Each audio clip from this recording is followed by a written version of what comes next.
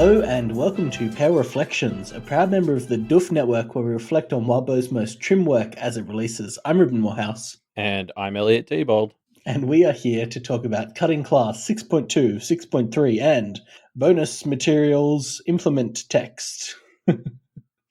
Yeah. We'll get to that later, though. Let's begin with Cutting Class 6.2. We are in Avery's head, and we follow off almost exactly from where we follow on exactly from where we left off in 6.1. Avery is waking up first from their nap, and everyone else is already asleep. So to kill the time, she decides to just check her socials to feel less lonely. Yeah, I mean it's so Avery that it's like she wakes up first, and so that means she's alone. And yeah, luckily she's got social media, because we all know that that's a good cure for loneliness, is checking social media. Yeah. I don't know. I'm assuming she's learned some pretty bad habits for coping when she feels alone, because checking social media is not a good one. I mean, it's better than her previous strategy of just never talking to anyone and entering a downward Yeah, seeing spiral how at this long she could go party. without talking. Yeah, clearly that's a worse coping strategy. Oh, But honestly, social media is not too different from that. yeah. They're more similar than you might think. Yeah, you know what? Yeah, I did take that back. This isn't that different. I don't know. I did find this moment very relatable. I've always been like a morning person, and so like whenever like I did like sleepovers and stuff as a kid, I was always up at like Mm, 6 a.m. even if we stayed up till 2, and I was always like, mm. it was just weird being at like a friend's house and being the only one awake for about 3 hours.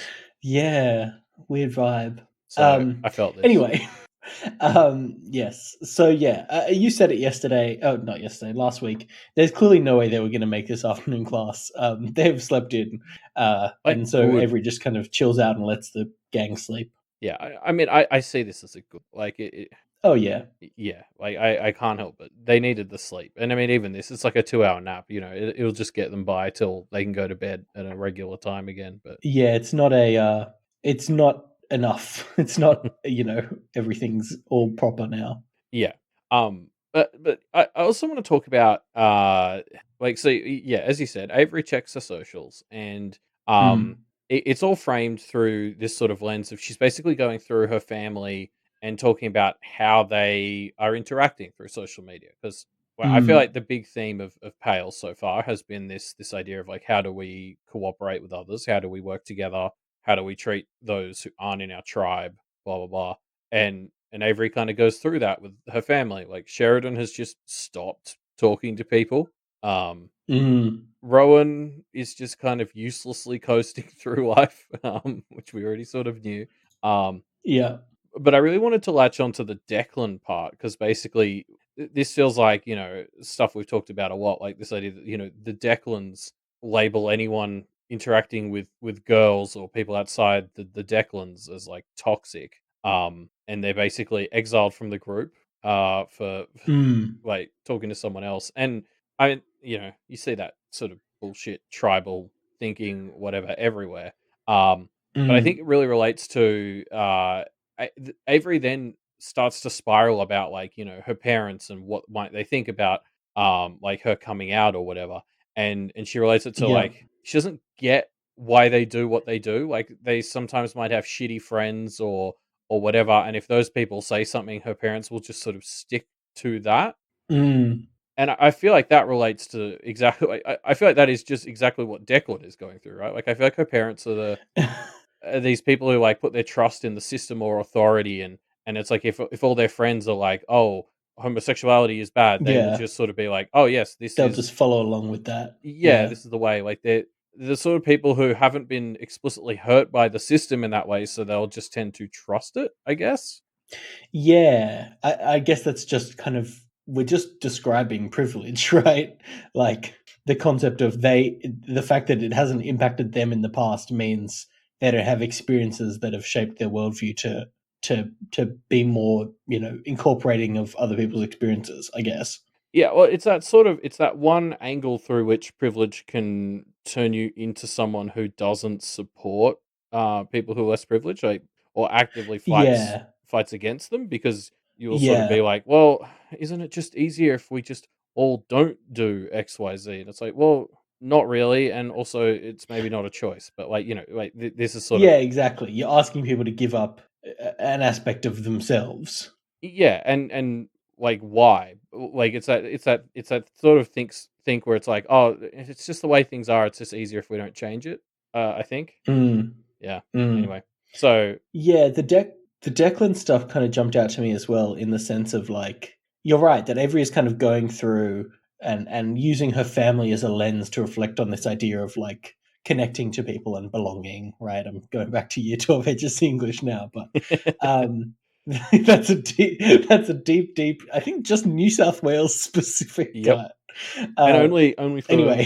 4 years worth of people. That's only going to work Yeah, for people I mean, if ages people were 28 our to age range 25. and grew up in New South Wales. Anyway, so my essay on belonging, yeah, like the stuff with Declan really stood out to me because it's her.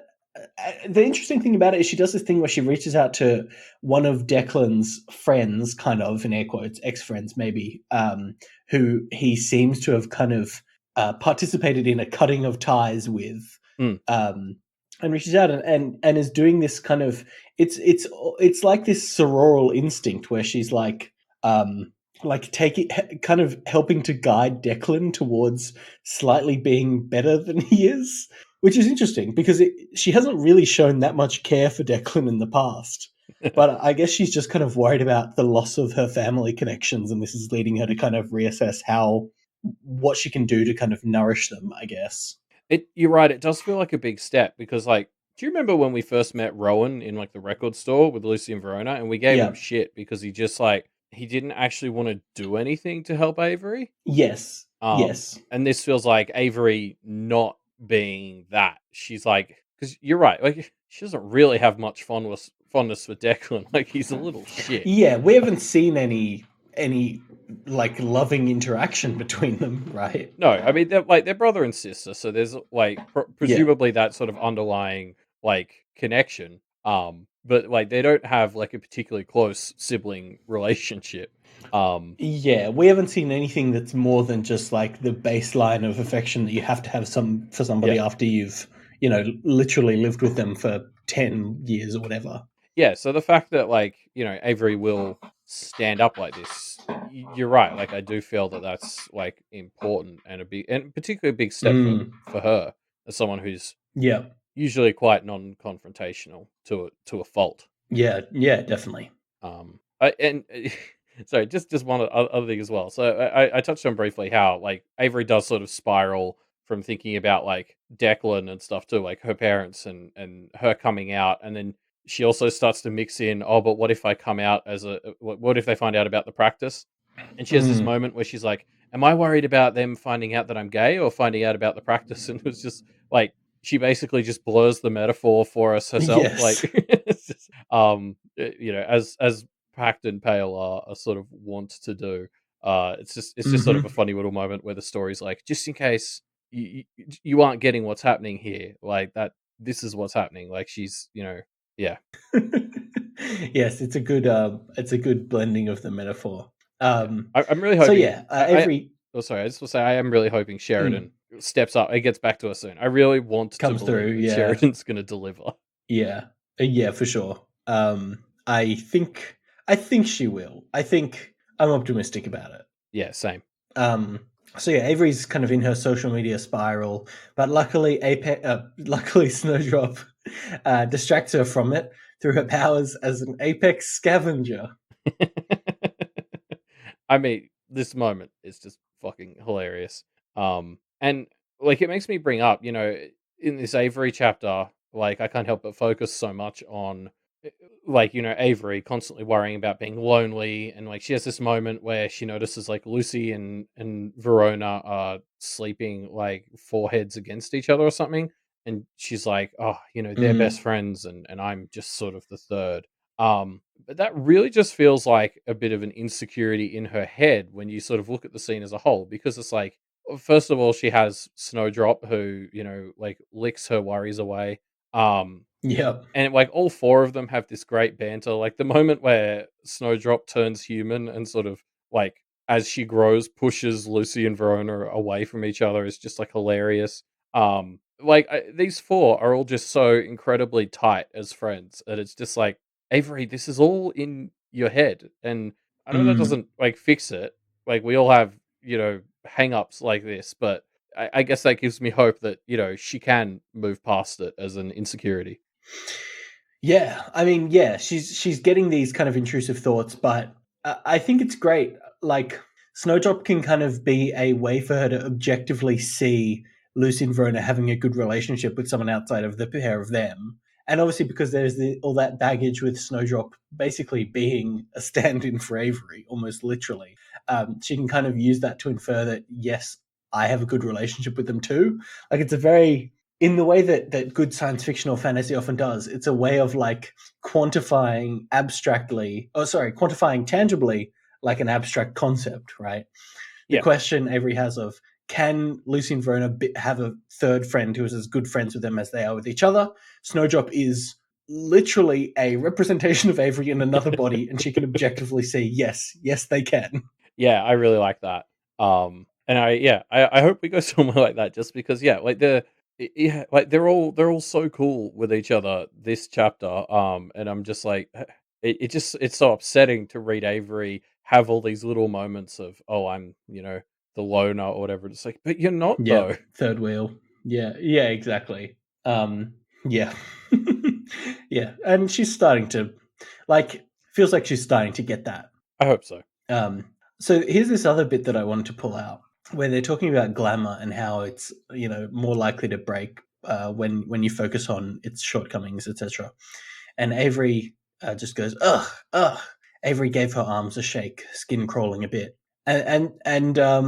So yeah, we know Avery has put glamour literally on her arms. Her skin is crawling just a bit. Is that just a figure of speech, Elliot, or do you think it's something more? Do you think it's maybe foreshadowing that Avery is going to turn into an insect? I mean, that wasn't where I The other took piece, the. before you answer, Okay. the other piece of foreshadowing is remember we had that thing where Marissa was like a bat spider web thing that had caught an insect in its web, and that was right when Avery was starting to fall under Marissa's influence. So Doesn't I think it she makes get a sense. glamour from Guillerme? Well, they're both fairies. Whatever, it works. Don't worry too much about the finer details, Elliot. All right, just appreciate the synchronicity of it all coming together. Yeah, okay, sure. I mean, I don't have a better idea, honestly, for where the Avery Skin stuff's going. It jumped out to me as well. Mm. So yeah, why not? She's gonna turn into, I don't know, what sort of beetle just or insect screams Avery? I don't know enough about beetles to answer that question. I Yeah. don't think. What's a I hate to say it, but sporty I just don't think I do. what's a What's a sporty insect? sporty bug? What's the sportiest beetle? I don't even. Okay, let's Google it. Let's see what comes up when you Google sporty beetle. It's probably going to be a car. Now that I think of it, yep, the Volkswagen Beetle comes up. So that's the kind of beetle that she's going to turn into. All right, so yeah, so the gang all kind of wake up and starting the day. Then they hit the library to do some reading. Verona goes to catch up on class. Avery is gathering dirt on the Ken and others, and Lucy is gathering her own little secret collection of books. Um, Yeah. so we go back into the library.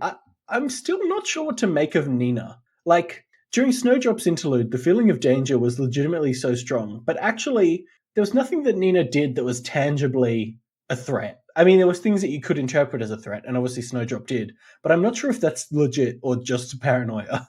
I actually totally got the impression from 4.x that it was all in Snowdrop's head. So I'm sticking with that. I don't know, maybe if Nina ever gets her alone, she'll show some other ugly side, but Mm. I just yeah, I don't know. I just love like Nina's just like giving her comic books. Like Nina's just wants people to read, and it's such a funny little character beat to add to her. Like, you know, I trust Nina. She seems quite nice, doesn't she? Yeah, and like there's also that funny bit where it's like they're like, "So can we talk in here?" And she's like, "Yes, I suppose there's no reason why not." And then like later on, Avery notices that she's getting really upset that they're doing it, but she can't say anything because she did say it was okay. Mm. But yeah, so this book collection bit is just so much fun, right? Like all these books have crazy titles, and it not only makes like the world feel so rich and developed, but like we know Avery is getting books on each Kennet other, and Wildbow does this cool thing where most of them don't explicitly use a word that includes like that other. Like, I think there's like one which is like the Mm, fairy chords or something. It's like, okay, well we know which one that's yeah.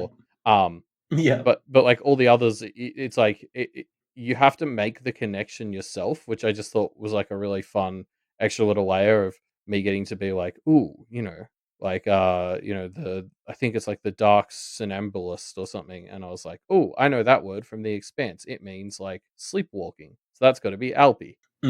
Yes, exactly. Yeah, it's nice to see the books and try and see what kind of thing they're trying to learn about it from it. Yeah, yeah, and I just like that thing of not just saying Avery went and got the fairy book, the nightmare book, the Yeah. Edith spirit book. Like it's then their titles don't directly to relate to what we need, which is just fun detective work and makes it feel bigger. Yeah. And then and so Lucy's books, they're like counter espionage, like counter augury stuff, right? Yeah, with the idea that she hates being spied on, so she wants to start taking some action to prevent that. Yeah, like it's fun. I can't wait to sort of see where that goes because that feels like it has the potential to start an arms race that these three are not equipped to be a part of, which is fun. Yes. She and then obviously she grabs the books on the big three level up rituals, and Mm-hmm. I mean we'll talk a bit more about one of those later in this episode, but Yes. yeah, uh, can't wait. Yeah. Yeah. Something interesting that I noticed here is the three. I mean, so obviously, okay, Avery's books are focusing on the things they need to know to potentially deal with a hostile Kennet other, right? Fair enough. Good. But the rest of them, they're not. They've more, especially Verona, actually, have more picked out books to do with just general knowledge rather than deepening their specific practices. I guess I just kind of I mean, it's fine. They've obviously tried to avoid being pigeonholed into just one practice anyway, maybe except for Avery. But I just think it's interesting that they aren't picking out books with the specific idea of, well, I want to become a blank, so I'll study blank, you know? Yeah, that's a really good point because I would assume most of the other students would not do this sort of thing. Like, Mm, you could see Yadira only borrowing books on Oni or foxes, or if there's something specifically relevant that she needs, like she's not just going to go and hit up a wide assortment of books that are like, oh, that's interesting. mm. Yeah. Yeah. I guess they just kind of want to branch out. I guess that's fine. Just kind of, they're still in that phase where you can, explore different things and see what you like. Yeah, especially Verona as a dabbler, which is technically Yes. what she's still labeled as. Like she is someone who's just sort of still exploring. Mm. Yeah. Yeah. Yeah. Interesting. I wonder what books you would get for Lucy, for example, to if she's. We still haven't got a firm answer on if she's interested in diving more down the Fey duelist kind of vibe, but I don't know. Maybe she would get books around. God, I don't even know what it would be. Yeah, Lucy's someone who I don't like. I don't think the fairy swordsman thing feels like a complete fit. It more feels like an aspect of what she would be, and they're sort of latching Mm, onto it as like trying to say this is what you do. Um, mm. but like that person who doesn't back down and always sort of stands up feels bigger to me than just being a fairy swordsman. Than just a fairy duelist. Yeah, Yeah, maybe there's something else that's a bit more of a better fit. I mean, we've joked about her. I've joked about her being a crusader, right? yeah. But I don't know what the non-religious, I guess, equivalent of that is. Yeah, yeah, I don't like. I'm not very familiar with pack dice stuff. I've only read a small portion of it, so I don't know Hmm. enough to sort of be like, this is a class that would map perfectly to Lucy. But yeah, like there's more to her than just a fairy association. Like it's the fairy part that falls flat for me, I think. Mm, yeah. So yeah, Avery's picked out these books about the Kennet others, and she starts with the book about nightmares to learn about Alpi, as we learn about all the different kind of others that could be associated with sleep and nightmares. Yeah, I mean, of course, Avery starts with the Alpi book. Makes sense. Just in case there's a thing about how to convince them to become your familiar. How to make your dreams become, or how to make your nightmares become your dream. Um, Mm, yeah, it's funny. This is really the moment where it sort of hit me. Like, this is the school arc, right? Like I mean, obviously, like we've been mm, here before and everything, but like we're getting these pairs of extra materials so far that have just been like huge amounts of like lore and ways of thinking about the world, or specific parts of the world. In this arc and the other, in this chapter and the other chapters in this arc so far, we've just been like also getting absolutely like jam-packed nuggets of info about like the world and how bits and pieces of it work. Um and like that's fascinating to me because I would have expected like heading into this arc, I would have felt comfortable saying we have an understanding of the fundamental build up of this world enough that like it could carry us through the rest of the story. We might just get details here and there. Um mm, Whereas this arc has just sort of been like, no, you idiot, you know nothing. Like here's so much extra info on bits of the world. And I'm just yeah, like I'm curious to learn why we might be doing that because I assume there's a sort of why Wildbow has decided that we need all of this extra info. Like are the answers to mm. our Carmine Beast mystery being buried amongst like all this extra lore as well. Like yeah, I wonder. Yeah, I mean, we learn about a lot of things that are like, oh, could this have something to do with the Carmine Beast? Like we learn about, well, for example, one thing that comes up in the next chapter is the idea of a trapped practitioner, which is just a random little thing that we learn about. But it's kind of like, oh, why are we learning about this? Is this just a cool piece of world, or is this going to become relevant in the story? And I'm excited to see which things are just going to be, set dressing and which are going to be relevant. Yeah, yeah, because the person who has started dabbling with pack dice stuff is obviously just excited for any extra lore Wildbow wants to throw in that we could use to build off like pack dice stuff from. But then the other part of me who's already pale is sort of like, okay, so like why is he making the decision to include this? And some of it's going to be red herrings, sure, but like there must be a reason that 6 arcs in with what I thought was a pretty good understanding of the universe, Wildbow's decided to tell us no, you need to know a lot more.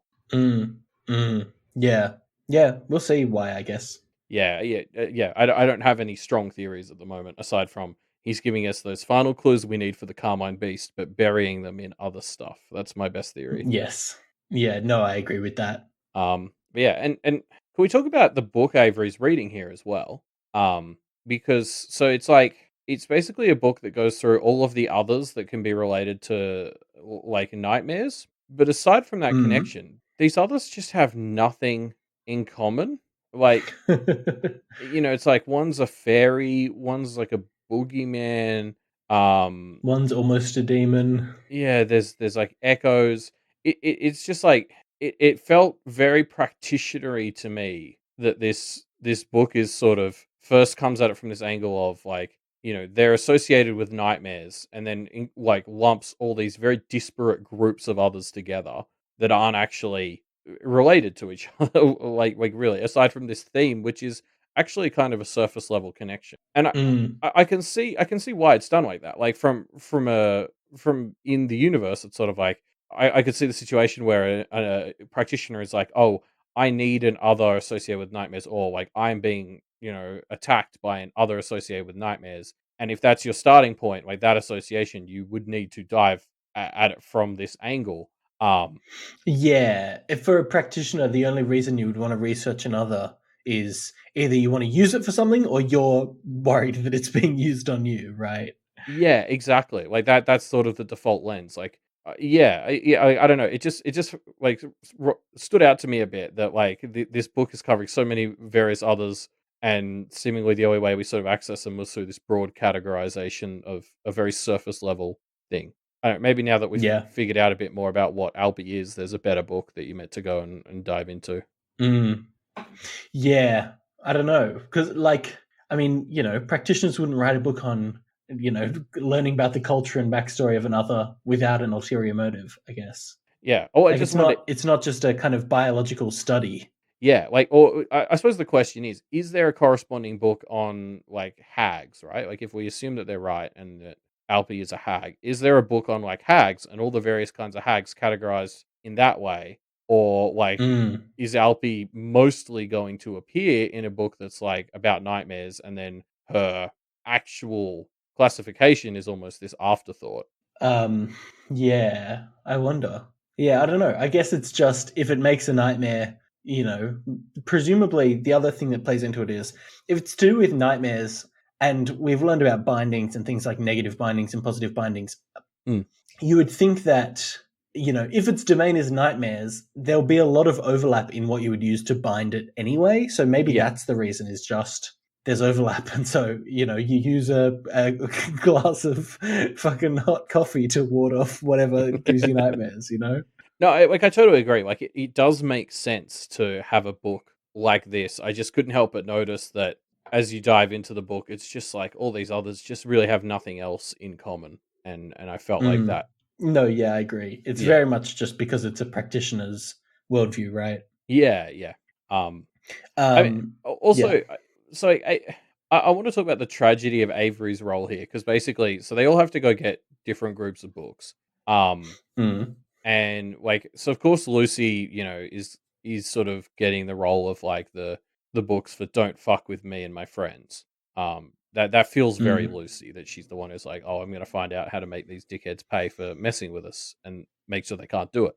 And Mm. then of course Verona is going to get the books on like, what did we miss in class? What extra law is out there that we don't know about? That feels very Verona.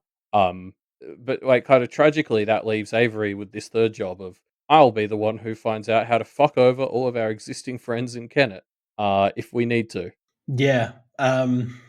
It's a bit grim that Avery's been given that job, but I do think there's probably a good benefit to it, right? Like, yes, these textbooks are clearly from a bit of a biased perspective, but it's probably good to also get a bit of an anti-other perspective for this trio. Like, so there's this part with John where Avery reads a thing about dogs of war and then thinks that suggested John had killed a lot of people. She'd kind of known that, but it felt different in black text on a white page. And I think Yeah, that's interesting because it's just like it's good to have these moments of reminders. Like, yeah, these people, you have friendly working relationships with them, but they are dangerous, and they've most likely, whether it's their nature compelling them to do it or not, they've most likely done some pretty dangerous and heinous things. It's probably useful to keep that in mind.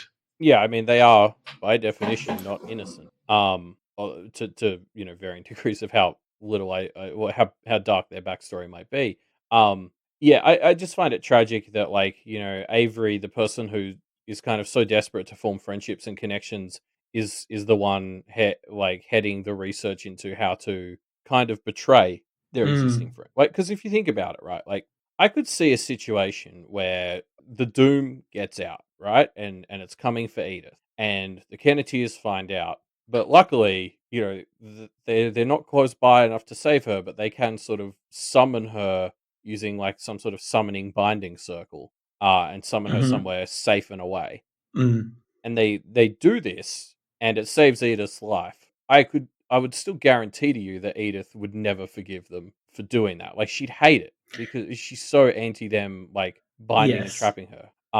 yeah, And just the fact that they're knowing this, like we saw how that upset Edith in 5.d. Like this is information that they do need because they need to be able to fight the culprit when that time comes. But there's still a tragedy to them needing to know how to fuck over all their friends. Like mm, this. yeah, yeah. I guess it's pretty grim, isn't it? But I think they understand, or at least some of them understand. Maybe not Edith. That like they literally have to. What else can they do? Yeah, but like that's, I mean, like that's probably the argument a lot of practitioners make, or would have made in the early days, right? Like Mm, you start off just knowing this stuff because it's like, oh well, if I need to defend myself or something, but it's like that way of thinking could just overtake you. Like true. I'm not really saying that's what's happening here. It's just like Yeah. this just feels like something that it sucks that they have to learn, and has the potential to go south. Yeah, I mean, I guess the train of thought of like, oh, we should learn this stuff just in case is more or less how practitioners have gotten to the place that they are right now. Yeah, yeah, exactly. Like once you have that knowledge, it get easier to use. Mm. Yeah, every I time you use it, it would get yeah. easier and easier. I don't know that is what's going to happen here, but they're like, yeah, just that underlying Yeah. tragedy of like these people, their patrons and largely their friends, and they're still having to Mm, research how to trap and like bind them. yeah. So yeah, Avery runs her new theory past Lucy and Verona. Uh, Alpi is a hag, someone who got so entrenched in a pattern of eating nightmares that the universe just kind of went along with it. As Avery goes to read more, she eventually just realizes she's too tired and goes and wanders off. Yeah, I found this bit with Alpi being a hag really fascinating because it didn't jump out to me immediately. Like when Avery was going through the list of all the nightmare others, hag didn't jump out to me as, oh, well, that's what Alpi is. And then Avery sort of goes back and looks at it, and I was like, oh no, actually, yeah, okay, I see that now that you've pointed it out. Yeah, like it's interesting without knowing more about like hags or anything. I don't quite know what to read into it, but um it just feels like it reminds us of Alpi's tragic backstory, I suppose. Mm. Yeah, the implication with this stuff from Alpi is like, oh, she might have been more violent or gruesome than we thought, but they kind of think that that's not the case, which I think I agree with. Yeah, we haven't seen anything to suggest that Alpi is violent or any of that. And one of the big things that's mentioned about these hags is like they have this pattern that they sort of have to stick to.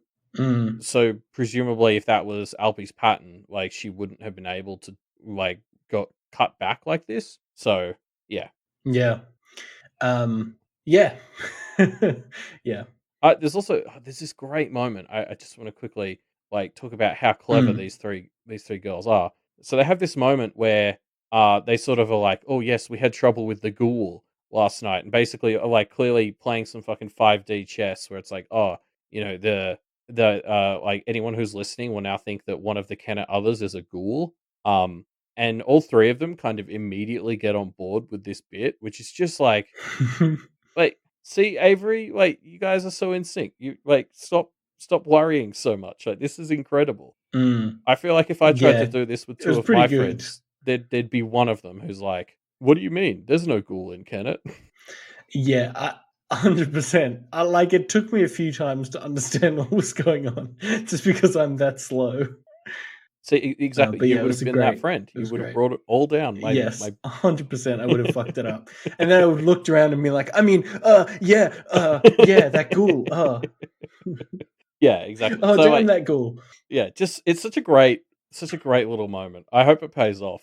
I hope like later on in the story, it's like Alexander's rocking into Canet with all his anti-ghoul shit, just Mm. for no reason. Although, actually, one of the other books Avery pulls out as like a distraction is a book on like divine things, and we learnt that Verona's eye friend Yes, is divine. So like, I was like, oh, that's actually a pretty shitty decoy, Avery, because it's actually now true. it's You about to just don't come know true. yet.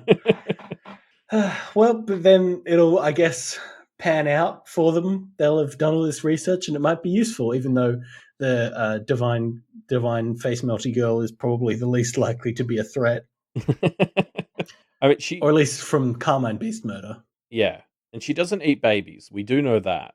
Mm. um, yeah. Yeah. Oh, there's also a bit where the Kenneteers notice that none of the really important info is in these books. Like they feel like are like traps or like advertising. Like it's like that.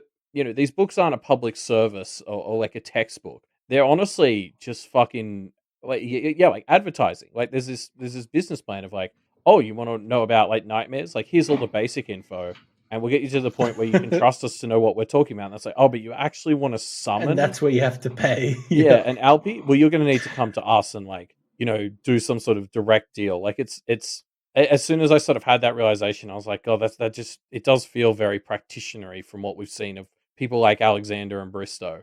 That Mm. yeah, of course it's like this. Yeah, I mean it's classic freemium freemium Yeah. monetization marketing strategy for games, right? Give them the first few mobile game levels as the hook, and then they have to pay to get into it more, right? Yeah, It's except in classic, and it works.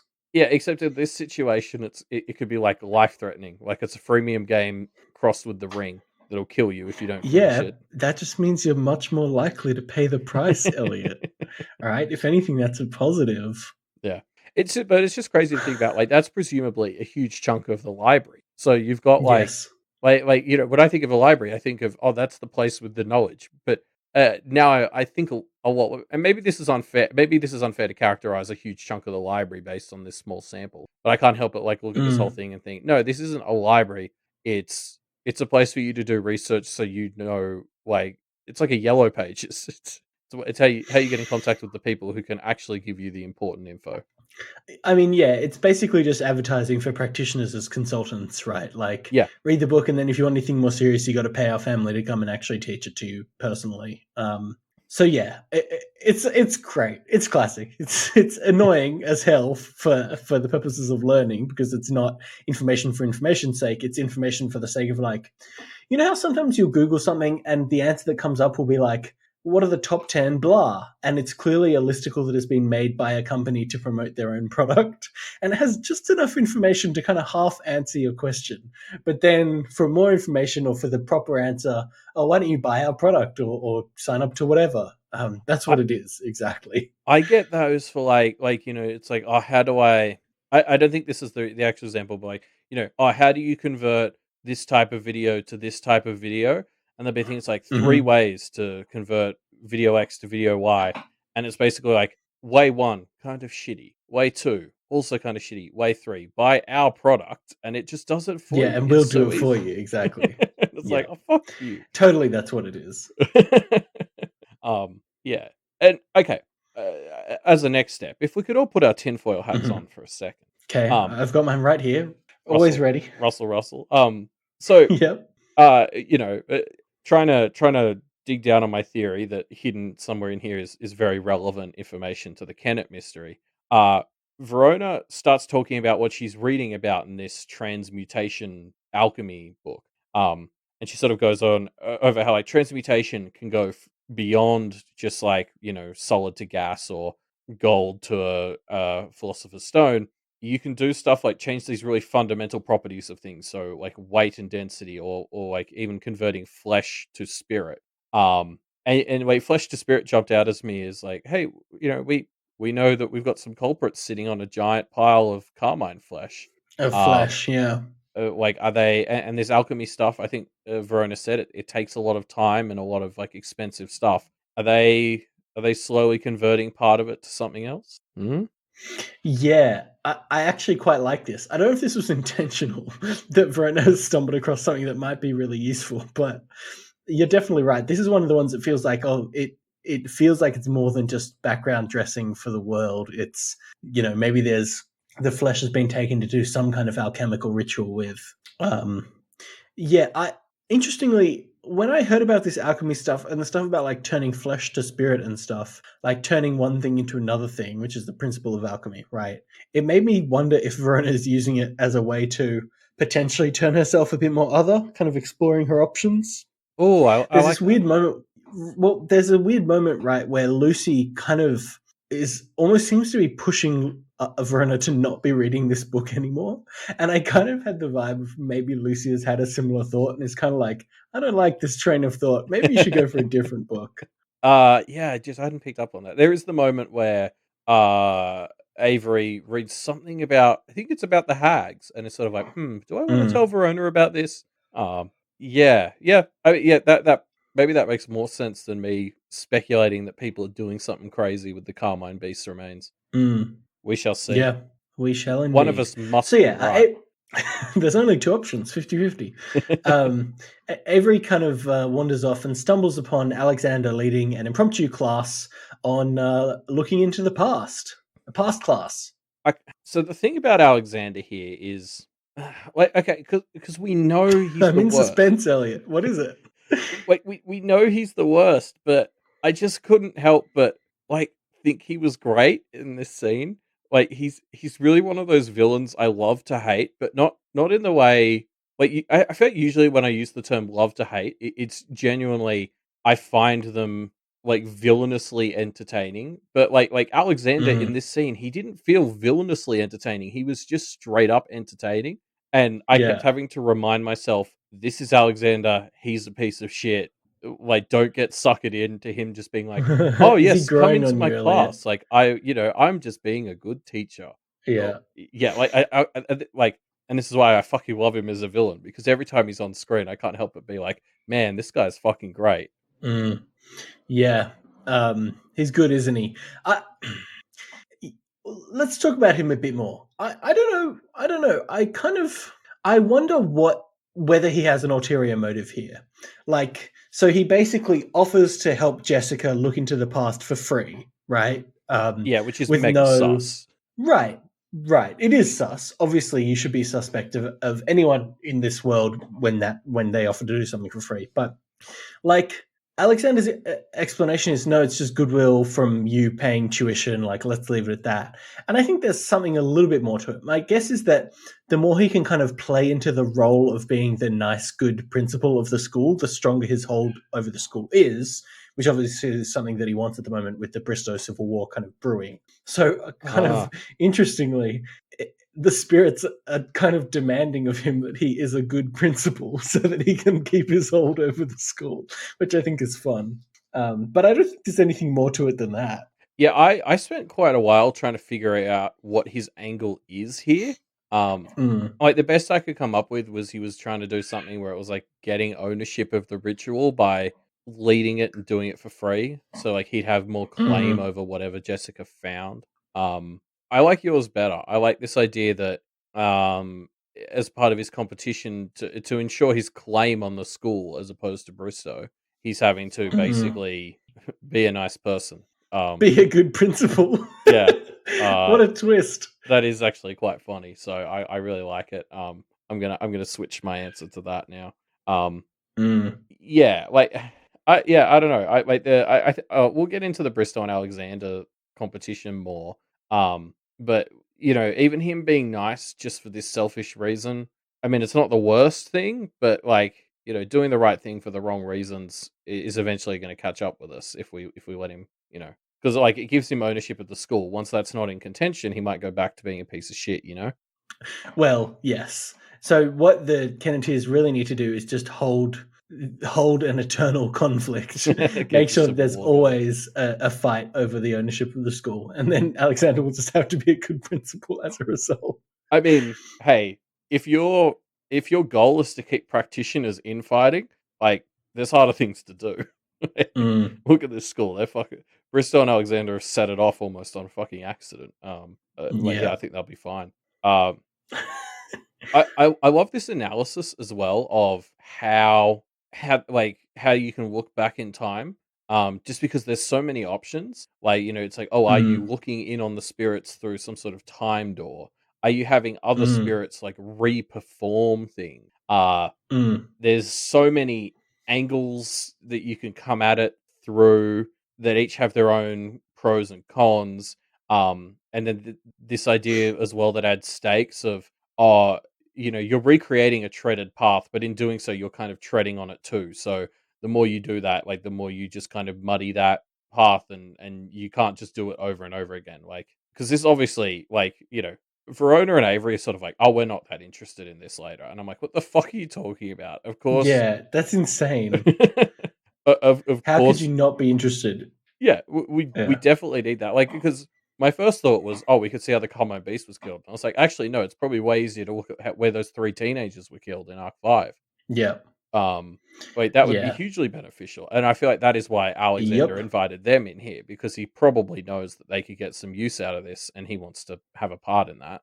Um, yep. yeah, It would be great. It's basically just solving the mystery, right? Which is great. I like literally. Some people have predicted that maybe Matthew has like taken away memories of stuff, which is how they've gotten around the whole not lying thing. yeah, If that's the case, looking into the past is probably the only way to definitively know what actually happened.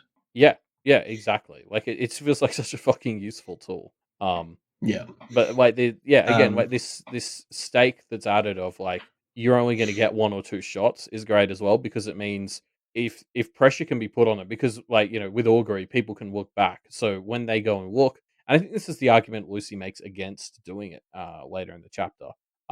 It's like if they Mm, do it, presumably the person will know that they've seen them, yeah, which like leads to might cause more complications. problems. Yeah, Yeah. but like that puts a pressure on them as well to get in and do it quick, which means they might miss something and then they can't go back. And the Yeah. whole fact that the fact that you can't go back to it without sort of changing things as well. I feel like I think I've talked a bit before how like I feel like the strength of this world is like the way the spirits operate kind of reflects human psychology, and that's why this world is so cool because like human psychology naturally tends towards trying to define and find patterns, and that's what this world ends up doing. Um, Mm, and I feel like this augury bit, it actually kind of relates to the way human memory works because as you go back and like think about memories, you actually kind of adjust them every time. Like I remember seeing a documentary on this where it's sort of like if you one of the things that I remember from this documentary, although how well do I remember it is the point I'm going to bring up. Like if you have a memory of something that you went through as a child, right? And then like a couple of mm, years later you sort of are retelling that story but you embellish it. mm. If you there was something where it's like if you do that like 4 times or something, and you keep repeating that embellishment, it can actually get in your head and you'll remember the embellished Yes. version as the truth. Yeah, like memory is something that's very fickle. If you embellish it, or even just kind of every time you remember something, it can change, and those changes can build up over time to the point where you get, Mandela effect or Berenstain Bears kind of stuff that Yeah. feels very real to people, right? Yeah, exactly, exactly. And so, like, I wonder if that is, like, some of the problem with a lot of this Yeah. augury stuff. Like, if you try to go back in time and see some like famous event, like the JFK assassination, like all the other Yeah. augurs going into it will just have completely distorted it to the point where you're not getting anything useful because it's going to be like Mm. all that mud that's been treaded will like change things. So you probably go there and you'll like see a fucking flock of vampires flying around for some reason because somebody else brought vampires with them for some reason, you know? Yep, why not? um, yeah, yeah, no, definitely. I think I don't think where we're going to go with this story is they just look into the past and that's what solves the mystery for them. I think either we'll get it at the very end as a kind of confirmation of and here's how it all went down, or we just won't see it at all. Well, if they had to go back to where the 3 teenagers were killed and sort of do it quickly because the person will Yeah, have known this whole time that they were seen or whatever, um, yeah, it might just give us a much smaller clue. Like if there's like time pressure on the trip and all that, then we might just walk away with, oh, it was Matthew, or maybe even less. Like you could walk away with just a tiny bit of knowledge about who it was because you go to the scene too early or too late to avoid detection. Um, I feel like there's ways to yeah, work this ritual in a way that doesn't just hand us the answer on a platter, but serves yeah, to give us clues of the level of like remember we weren't in 3.z that the hungry choir was the murder weapon, yes. like something of that level maybe. Yeah, I also think it would be fun to have us go back in time, in air quotes, know that the person knows that they were seen, and then try have to go back through the existing chapters to kind of be like, now who is acting like they've been seen in the past? I Yeah, think that's something Wildbow might have seeded and could be very fun to pull off. yeah, because it'd be so cool if it was like, say it was Matthew. I just use Matthew as an example. It's Yeah, like Matthew was there and he gets the clue that the Kenneteers were looking at him, but he knows it's not for 2 days. So he's kind of got this two yeah, day head start to put in whatever Machiavellian schemes he can think of to snare them when he knows in 2 days they're going to figure out he was there or something. yeah, yeah. That could be pretty fun. Anyway, so yeah, they kind of have sat in on this class, and Alex holds Avery and Verona after class to invite them to attend this ritual. Lucy has escaped, and Alex is trying to fish for information a bit, but the Kenneteers are taking a firm stance against giving him anything, which is good. Um, Yeah, I hope they go so to yeah, this ritual the next day. oh yeah, I really want to see that. Just like there's so much to do there. Like Zed's involved. Jess it's yeah, critically important for Jess. Um, I feel yeah. like it's useful for us. Like yeah, I really hope this happens. Yeah, me too. I think it'll be great to see. I like. I mean, yes, it's so important to Jess, but also I just kind of want to know what it looks like to go back into the past. I guess we saw Yeah, some of it in. Mile End. In Mile End. Exactly right. I'm imagining something similar to that. If you listen to that bonus episode, maybe we'll see what this is going to turn into. Yeah, well, but that's the Anywho, cool thing, right? I sort of talked about this earlier. Like, there's all these different ways Alexander brings up. Like, yes, you can do this in so many ways. It might actually look almost nothing like what we saw in Mile End. You never know. yeah, true. We don't know at all. But yeah, so the Kenneteers bring their books back to their room and start to protect their books before heading out for dinner. Yep, and everyone's hungry. Even Verona and even Snowdrop, which Even Snowdrop, who's eaten like 5 entire meals so far. yeah. Although still somehow it was more miraculous to me that Verona was hungry because we all know Snowdrop's a little glutton. Yeah, like this again. This is a great follow up to the humor at the start of the chapter. Like, and this is like just Yeah, as fun. And again, for me, just reaffirms how great these four are as a group and how little Avery needs to be worrying. yeah, yeah, yeah. They are such a good group, aren't they? Yeah, the line of Snowdrop talking about how she's saving up for winter and how when you think about it, that just makes absolutely no sense is pretty great. Snowdrop, I think, is just kind of fucking with them in a very fun way. Yeah, there's a couple of beats in this chapter and the next one where I get the impression Snowdrop is playing with her the way the universe slips what she says to her advantage. Yes. Um Yeah, it feels like she's just kind of messing with them, right? Which is well, yeah, weird. I didn't know that she could do that, but I guess she can. well, because okay, like if you think about it, so her thing that she sort of says here is I'm saving up for winter, which like from Yes. her perspective, like she must have presumably said something like, "Well, it's not like I'm saving up for winter," which Yeah. doesn't make Kind of sense. makes sense. Not really. Well, yeah, I guess. Like in the greater context of the argument, it's a complete non sequitur. It's I kind of think you're right. I think she may have just been like, I'm just going to bring up winter for no reason, just to like fuck with Yeah, Avery. just to fuck with the what's going on in their minds, just so they can't, just so Rona specifically can't win this argument. Another thing as well, you already sort of touched on. Avery's having like little skin crawly bits with her glamour a lot this chapter after Yes. Lucy and Verona sort of throw some doubt on the or I don't know, reliability of it. Which is it's this Yeah. great like self fulfilling prophecy thing where it's like Yeah. the glamour will work as long as you think it works, but if you think As it's long as not you, working, yeah, it's not going to work. It's like, well, I can't just make myself suddenly switch like. yeah, Uh, suddenly not think of it as working. What does that even mean? Yeah, it's like if you're sort of panicking and someone tells you, "Well, there's nothing you can do, so just don't stress." And it's sort of Yeah. like, well, I mean, Great, very helpful. Thank you. yeah, it's like, yeah, that it doesn't work like that. Humans don't quite work like that. Yeah, I don't know. Like we sort of joked about Avery turning into an insect or something, but like we know that Do you think glamour. there's something there? Not necessarily an insect, but do you think we're going to get a glamour shattering moment for Avery? I mean, that kind of feels like where we're heading, or at the very least, like Mm, she's been using it to give herself this confidence, and like yes. we know glamour isn't the best thing to build a strong foundation off of. Just ask Yeah. Daniel. Uh, Yeah. so yeah, like if we're starting to see holes poked in that, I wonder if it is going somewhere. Like, because even if the glamour is maybe a good thing, which I'm still a little Mm, skeptical of, it's like at a mm, certain point, Avery needs to move past the point where she's reliant on it for me to think it could yeah. possibly be a good thing. So maybe that's where we're heading. I don't know. A confrontation where Avery kind of realizes that she's been over reliant on it. Yeah, or just that she can't rely on it. Yeah. Mm, Not that she's being over reliant on it, but like at a certain point she'll need to just stop not to using rely on it. it so much. Yeah. Yeah. Interesting.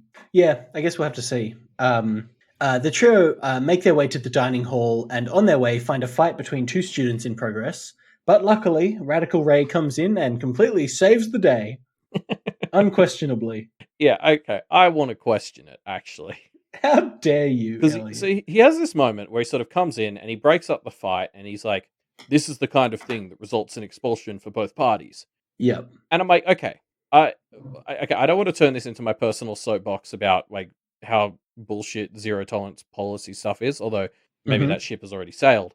Um Too late. Yep. Yeah, but okay, there's absolutely a chance that Melody, who's the sort of victim in this fight, is the manipulative piece of shit she's made out to be, and maybe Mm. she needs something done to stop her from being that. But like we don't know at this Yeah. point. Like that needs an investigation. All that I could Yeah, say we from definitely this haven't got fight, the full story. yeah, all we can say from this fight is Ray has walked in and one girl is like cursing the other, literally, not swearing at her, like doing magical curse shit on her. Literally putting a hex on her. Yeah.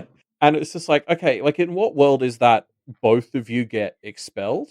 Like, The answer to that question, in what world, Elliot, is the world of practitioners, right? Like we're in a weird world where shit like this happens. I don't know. I'm kind of willing to, like I'm willing to accept that there's some funky shit going on here, and therefore, you kind of got to play by slightly different rules, I guess.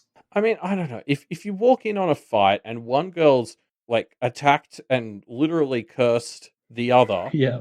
as she's Yeah. held her up against a wall, it feels like there's pretty Yeah. clearly one person who needs to get in trouble, and then depending on the Yeah. stories that shake out, another person who can be investigated. But Yeah, you're right. I mean, you're right. You're right. There's clearly a violent instigation here. I guess I'm just kind of like more likely to believe there's shenanigans going on. I mean, even like, we see what's his face, Kevin the Evil Eye, um, and it's inferred that he is responsible for this.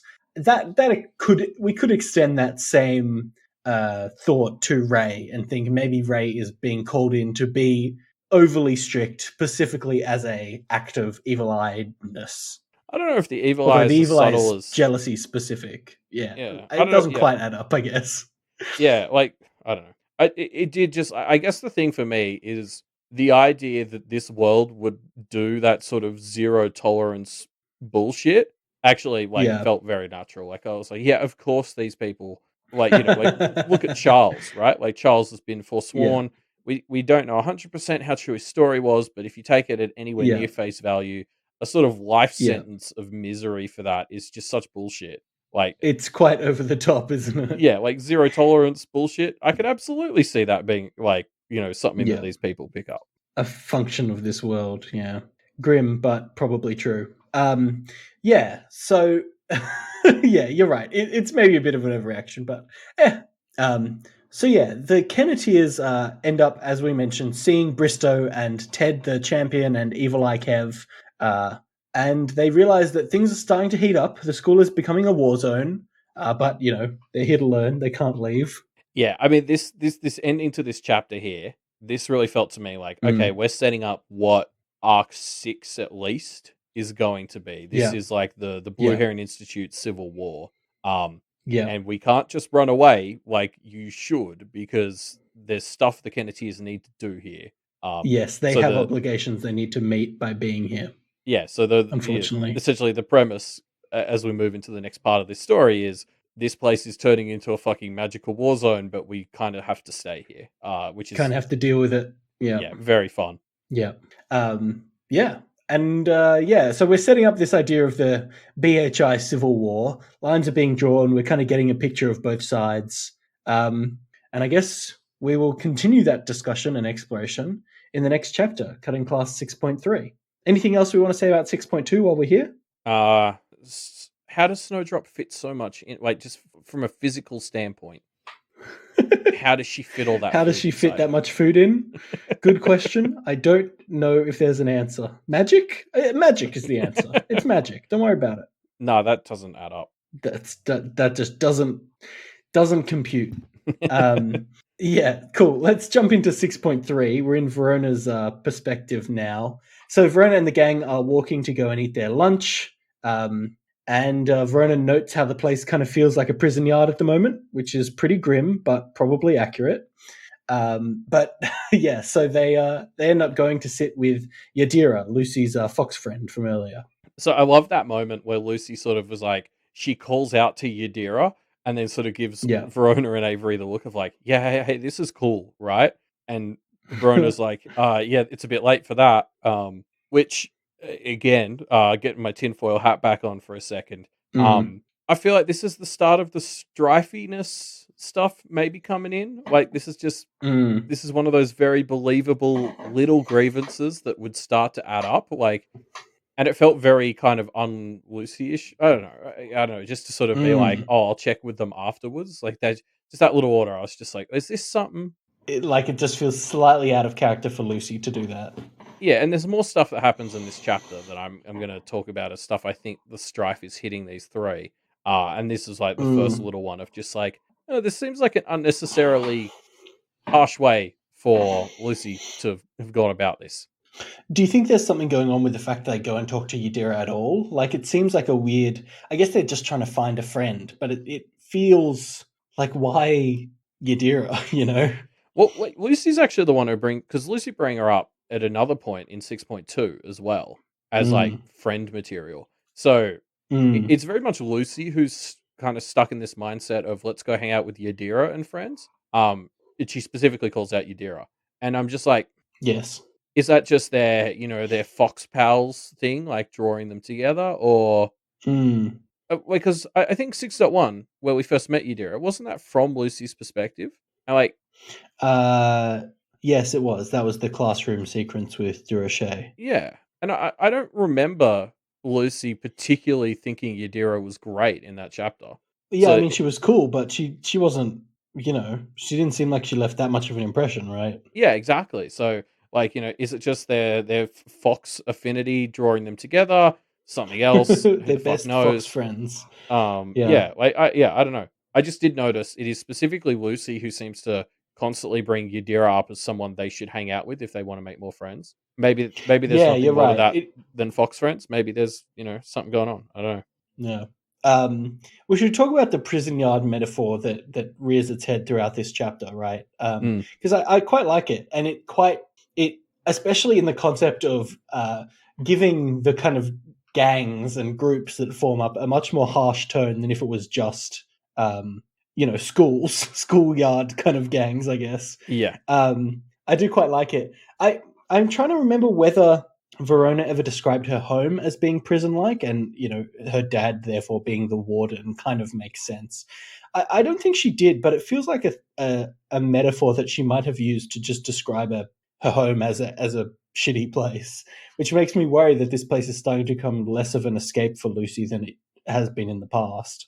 I I don't think she's ever used that term for her home. I think something Mm, similar-ish to Kennet as a whole. Um, mm, but one of the things about her home is she's actually generally been quite free to just leave her dad and not yeah, suffer as much. Like that's actually been one of mm, the defining features of her home is that her dad doesn't give enough of a shit true. That to she keep her has there. free reign to leave. Yeah. Um, so it's more like Kennet as a prison, if anything.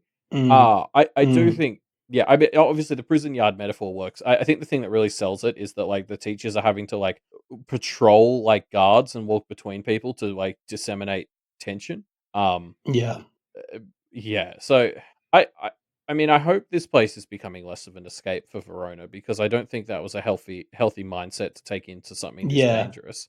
Um, Yeah, definitely. but I don't want it to be at the cost of her comparing this place to her dad. So I hope that that's not it. Mm, mm. Yeah, I guess we'll have to see. It's also like there's a hilarious moment where they're talking to Yadira about it, and Yadira's just sort of like, Mm. Yeah, this sort of thing actually happens like every couple of years." Happens a lot around here. Yeah. Yeah, which like I think I'd been working off the assumption that this was like the worst it might have been ever, or Right. This is the Civil War taking shape. That yeah. was my Whereas like assumption too. Yadira's just sort of like, yeah, I mean, this happens every couple of years, and I was sort of like, oh, well, I guess, yeah, like how long ago was it that Alexander took the school from Bristow, Mm. right? Like, and y- like, yeah, I could just sort of believe. I think it would be a very apt metaphor if it's like this bullshit infighting between the adults on top, manifests as like full on confrontations and wars between all of the students, because it's like Mm. that's like Europe during the entire last millennia .txt where it's like two fucking royals would get in a tiff and it's the peasants who have to go into the war, and that's sort of what's happening here, I think, maybe. Yeah, I think so. I mean, we're getting the Yadira as one of the, maybe not peasants, maybe knights is a more apt metaphor, but yeah. Yeah, I just what I mean, like Um, there's an upper class having a tiff and everyone else suffers is sort of the metaphor I'm going for. Like it's Bristow and Alexander are combating each other, and it means places like Kennet and the Blue Heron Institute go into like full on conflict, mm, and they're not even involved in it directly. yeah, yeah, definitely. I mean, yeah, I agree. I think that's definitely what's going on here, right? Well, and just Um, like it's not. it's not that rare. Like these two have been fighting over the school before. Like so I could see it being the last time, like a couple of years ago when this happened. Maybe that was when Alexander took it from Bristow and Mm, like this bullshit just sort of happened again and everyone's kind of normalized it as like, oh yeah, wars here, they just sort of happen. It's like, they well, just happen like that. Yeah. maybe get monarchs who aren't pieces of shit. Like, yeah. Yeah, you need someone else in charge is the obvious answer to that. Yeah. Um, yeah. We're kind of, this is like us setting the stage for the Blue Heron Institute Civil War, right? And Mhm. as that's the case, we need to know more about Bristow's militia, I guess, which is what we start to get in this chapter. But I just kind of think it's interesting. The trio are claiming neutrality when they interact with people here, but they're not neutral. The story isn't setting up neutrality in this conflict. The story is very much setting up, Bristow is the mean one and Alexander is the nice one, right? Like in all Yeah. their interactions, that's how it's been defined. So we as the audience are definitely seeing Alexander as like the goody, even though that's probably not a fair label to apply to him. Yeah, I think you're totally right because, like Alexander was nice these last few chapters. The conflict with him kind of resolved as them coming to the school. Like, as much as they Yeah, want to remain neutral, and now it kind of makes sense why Alexander didn't even fight them on that. They're like, oh, we're going to be neutral. And he's like, okay, whatever. yeah. Um, and so, like, no, Sure you will, bud. yeah, because it's like they have unresolved conflicts with Bristow, whereas, like, technically, all of their beef with Alexander is not around right now. Well, yeah, it's explicitly barred for 5 years, right? Yeah, like this is that sinister bullshit that Alexander does. Mm, I think you're right. I think as much as these three are trying to play neutral, I feel like they're going to end up on Alexander's side just by association and shit that's out of their control. yeah. No, I agree. I think there's no way for them to avoid the fact that they're just going to end up on Alexander's side. And like a lot of the people here don't strike me as the kind to let you just be like neutral. Like Mm, I could see a lot of you're either with us or against us bullshit. mm. Yeah, I mean that's kind of the vibe that. Well, I guess we'll get to that when we dive into the conversation with Yadira more. But that vibe definitely exists, right? Yeah. Um, let's jump into that conversation. So we get into this conversation with Yadira and Raquel. The trio start poking for information on the school and on Bristow specifically. Also, we get teased with stuff on the Oni like multiple Sure. times. I'm Do you just think like, that's going to be something? yeah, this feels like a thing now because Wildbow teases us with this like 4 times in this chapter, and it came up in 6.1. Yeah. And it's so like at this Yeah. point, I'm just like, what are you hiding? Like, why? Because I don't know. it's It feels a bit every other bit. It's like, oh, Verona would love to okay. learn about the Oni, and I'm like, yes, me too. And it's like, oh yes, well the Oni, something distracts them, and I'm like, this is fucking bullshit. There's something Mm. about the Oni, and I need to know what it is. Fair enough, I I'll tell you. guess. Maybe there's something going on with the Oni. Let this be my chocolate. The like, there's going to be Yeah, something important about the Oni. sure. Okay, called it. Elliot has made the call. The Oni are going to be important. There's a line that I thought was interesting as we get into. There's this part where they go and sit next to Yadira, and Yadira says, "If you want Snowdrop, there's a table of others around the corner," which is just interesting. I mean, I don't know exactly what this table of others entails specifically, but it kind of feels like there's this weird, like segregation of these tables Yeah, that's going on. So first of all, the others don't get to sit with the actual people, which is pretty grim in and of itself. yeah. But also, I'm very curious what's sitting at this table. Are they just familiars, or is there other stuff around? Yeah, I kind of think it would be cool to have Snowdrop sniff them out and see who's there. Honestly, my thought with this was like, yeah, because I had the same thought where it felt very segregationy to me, and I was like, oh, that's shitty. Um, Yeah, and my thought was actually, you know what? All 4 of you go sit with the others. Like, yeah, interesting. be the change you want to see, and also like, yeah, like I feel like they're the ones It'd who are be a going to have statement. much more interesting stuff to talk about. Like, Yeah. yeah, probably also a lot of the dirt. Yeah, like go sit with the others. I say all Mm, 4 of them go do interesting. that. Yeah, I like the idea. I think it would be cool to see. So yeah, okay. So let's run through Bristow's militia, right? Because we kind of get them identified here. There's Shelley, Daniel's brother, who's wrapped up in all this silver stuff to kind of protect herself from the Fae. Cool. There is also Evil Eye Kevin and his girlfriend Ray, who is kind of weird, but we don't really know what her deal is yet. We will find out hopefully later on in the story. We'll have to see. Um, And then, of course, there's Ted the Golden Boy, who will take more of an active role this chapter, and we will get to that as it happens. Yeah, but like first, let's just talk about Shelley's fucking fashion Her whole souls deal. look. Yeah, I know. Um, Yeah, it's phenomenal. Like because it gets like a it's paragraph and a radical, isn't half, it? and I was just Yeah, like, "What the fuck is this?" And then it was like, "Oh, it's human. yeah, Oh, it's Shelley." Um, yeah. I it's curious as well because we haven't seen much of Bright Fall, which I looked it up, and that's the court that Shelley was taken into. Yes. And it's like I wonder how much of this is like a Bright Fall look, and how much of it is just kind of because we know she's sort of an anti fairy assassin or whatever. And one of my Mm, first thoughts when we saw she had like all these piercings, and she has like a belt that's going in and out through like buckles in her skin. Um, mm, and I was just sort of like that felt kind of goblin-y to me, mm. which I was like, oh, like it kind of makes sense that like somebody who specializes in fighting fairy would have some goblin aspects to them because, like that we've seen how good goblin stuff is at counteracting glamour and fairy. Yes. And in fact, Yeah, I you'd think want to, if you're taking down fairy, shroud yourself in goblin. yeah, and I think Almost Raquel literally. even later sort of says, "Oh, I thought there was a bit of a goblin vibe, but it didn't feel right." So I feel like yeah, in the same way Mm, Daniel wasn't countered by a goblin as well as a fairy might be, I feel like Shelley mm, is probably as well as leaning into the bright eyes and the fairy part of herself and like having cool like crazy fairy fashion is also maybe leaning into some goblin-y aspects to, empower the killing the fairies part. mm. Yeah. I think we need to see more of Shelley to see her in action. I wonder if we will, because we get confirmation later that she was going to go up against the trio, but was talked out of it by Ted the Golden Boy, which I think is good for our characters, but bad for us as the audience who wanted to see Shelley in action. Well, I think it's funny because for me, that moment really solidified. Like, I had been thinking of Shelley as someone who was going to very potentially be on the Kenneteers' side and would cut them slack Mm-hmm. because they helped Daniel. Yeah. Ted basically just comes in here to be like, "Yeah, that's No. not like Yeah. she No. wanted to come and kill you anyway," and I was kind of like, "Well, like, fuck her." Like, I know. I mean, technically, God. like Ted's not awake. He could be lying. I don't know if he does. Like, True. putting out Yeah. there, I guess maybe we don't Shelley know is if he cool. lies. Um, Yeah. so Maybe Shelley's super chill and Ted's fucking with them. I have no like Ted doesn't strike me as the kind to lie, so like I'm not actually suggesting that that's what's happening here. I think he is probably telling the truth. Um, Yes, I think so I too. do just want to say that like technically he may not be. And Hmm. you should read carefully into everything he says, but yeah, like for me that moment with Ted and Shelley, I was just sort of like, okay, well we can't count on Shelley then. Like, fuck, Yeah. she seemed like a handy asset to have on side. Yeah. Ah, well. Um, so yeah, they're talking more to Yadira about Bristow and how and why they think Bristow's nice and why they think Alex is a tool. Well, yeah, I mean that's kind of what this conversation's about, right?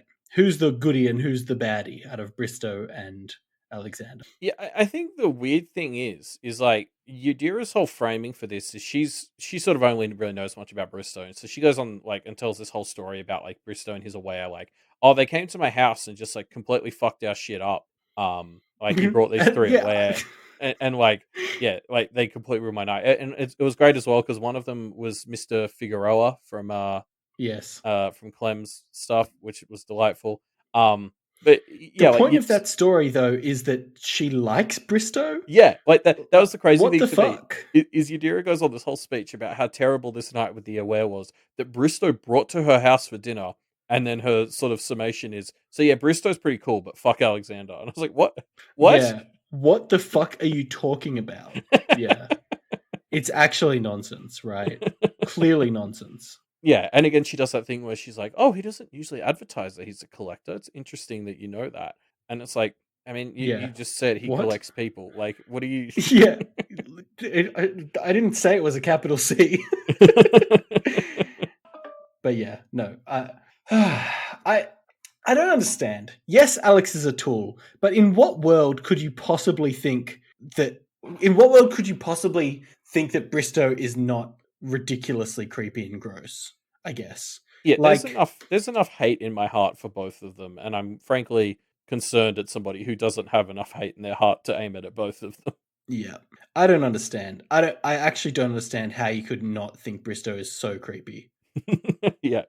What? He calls himself a collector. Like it makes okay. So that the angle, I guess, the argument that one would make if one were to be defending Bristow is about how the aware often bump into each other, and it's often with really catastrophic results. Like it goes really badly.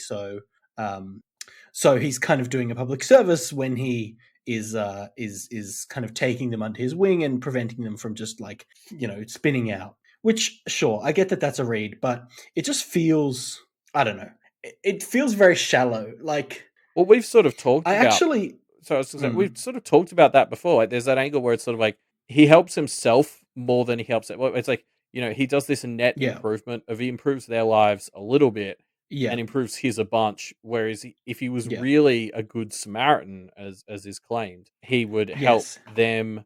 Well, yeah, he we're kind of he working would off the assumption. genuinely help them. Yeah, he can help them more than he is in a way that would give him less control. But he's making that decision Yeah, to give them the less help for more control. Is the yeah, assumption I've made. Yeah. yeah. So, yeah, I don't know. I actually, the stuff with Ted as well just makes me, I don't know, like, I'm kind of thinking on the fact that we in this story are set to clearly dislike Bristow. Like the story is on Alexander's side and against Bristow. Fair enough, Bristow's clearly a dick. But the fact that Ted, who seems like a kind of chill dude, is okay with him and kind of happily positioned with him, it can't just be that we're being shown one version of events and Bristow's actually cool and chill, right? Like that can't be possible. I feel like we've seen enough of Bristow for me to feel pretty confident in saying he sucks. Um, my my thing with Ted, to jump ahead a little bit, like Ted sort of has this Hmm. thing where he's like, I can do the most good here with Bristow because I'm keeping these others in check. Yeah. And he's sort of, and the Kenneteers are like, well, couldn't you like break the cycle? And he's like, but Yeah. have you thought maybe I don't want to? And my response was like, Yeah. but have you thought Bristow's bullshit makes you think you don't want to? Like, Yeah, exactly. It's an endless circle of yeah, nonsense, right? You can't make that argument. I don't know. Yeah, but yeah, you Um, could go down that rabbit hole for a very long time, I suppose. But I just couldn't help but think like these ways we've heard how claim works. This idea that Ted's yeah. just like, no, I think this is best for me. I'm like, yeah, but is Bristow's magic kind of helping you reach that conclusion, like, and Mm. stopping you from thinking about that? I mean, yes, it is, at least to an extent, right? Yeah, Um, so yeah, so the trio are talking to Yadira, and in exchange for all the information that they get from Yadira, they give information on who these people are, who his militia are.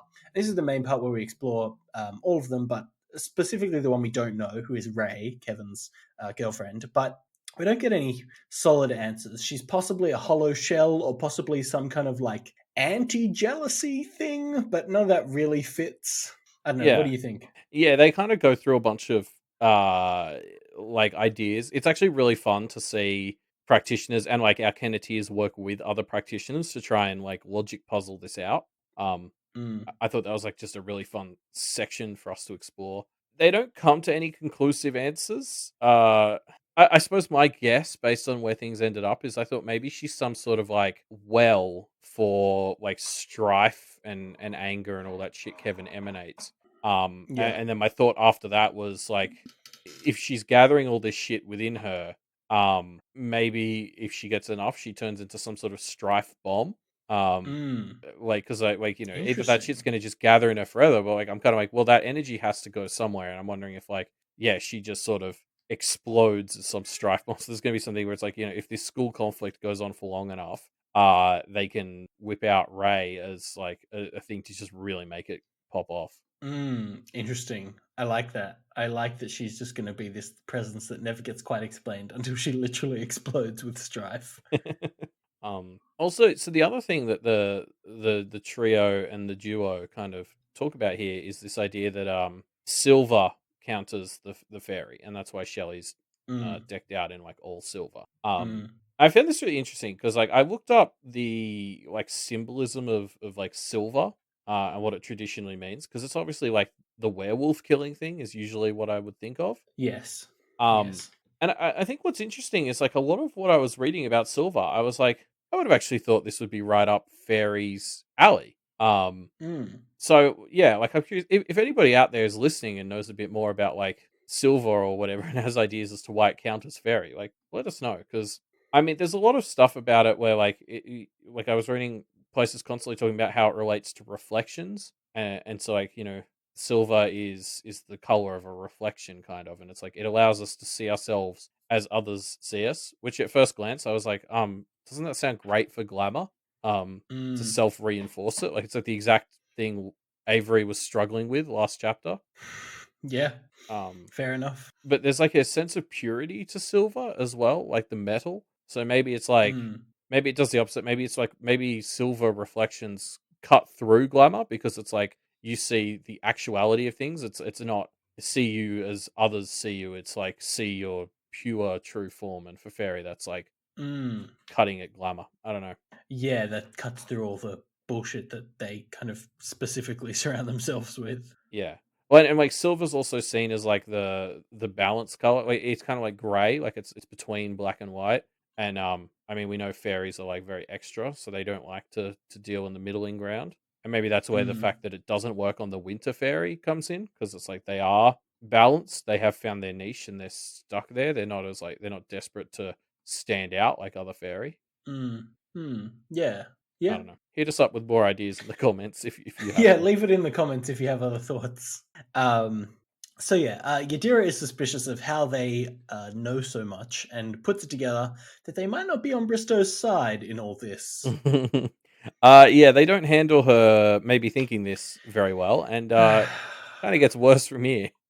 Yeah, it hurts me this bit because they are kind of making a legitimate friend, and then it like due to bullshit that's completely out of their control, it gets soured. It's just grim. Yeah, Sucks. well, Yadira picks this. She does what the Declans do. She picks this fucking alliance Yeah. with Bristow, a guy she doesn't even really like, over them being like neutral. Although, yeah, her hand gets Mm. forced a little bit. Um, I do want to say though, like if you do come at this from Yadira's perspective, and let's put aside her supporting Bristow part of it because that's obviously bullshit. Mhm. But so aside from the Bristow stuff, from her angle, these three fucking mysterious practitioners have come up. You don't really know anything about them. You've just told them a whole bunch about yourself, and then it's like the second you keep asking them about themselves, they're like, "Oh, don't worry about it." They've got like this completely foreign power source that you don't understand. Like Yeah. outside of the Bristow stuff, from her perspective, it's like these three really fucking mysterious people have come up. They're refusing to return the favor of her telling them stuff about herself and about what she knows. Like this is a world where everyone will use stuff like that against you. Uh, Mm. I actually can't really blame her for kind of getting really ticked off that they're refusing to engage with her on this. Mm. Yeah. I agree. I mean, they Verona tries to give them some answers, but she really just doesn't, right? Like she gives the most basic non-answers that she can. Yeah. I suppose we're about to cover that in more detail, but I do just want to say, like, again, this is example number two of where I think maybe a bit of strife because, like, Verona's tactic here is just very strifey. Mm. Mm. Yeah. Yeah. There's this good bit where Snowdrop tries to save it, where she says that she's the all-powerful sponsor. But it doesn't work. Yeah, Yadira's like, no, that's again, this is that other example we were talking about of where it feels like Snowdrop is using her like speaking gimmick to her own advantage. Like I feel like she knew that that's how this was going to come out, Mm. or Yeah. or the Carmine Or Snowdrop has been foreshadowed. All powerful Snowdrop, Carmine Snowdrop. I That's don't my think it would be actual the chocolate. Carmine Snowdrop. What would it be? The Carmine Baby. The car, I don't know. yeah, Come on, Elliot. You got the this. What is the it? the dead Carmine, or Oh yeah. the Carmine liar. Ooh, I like that. The Carmine t-shirt manufacturer. So yes, to save face, Verona tries to give them some information where she can, but doesn't do much, and then pretty quickly defines boundaries on what they will and won't accept. Mainly that uh, don't dig into us or else is what they say. Yeah. I do want to talk about like from the character perspective, there is this moment where Verona consciously decides, oh, Lucy looks exhausted, like, and there's a bit earlier where she's like, "Oh, Lucy hasn't really had many friends, and she seems to be interested in Yadira."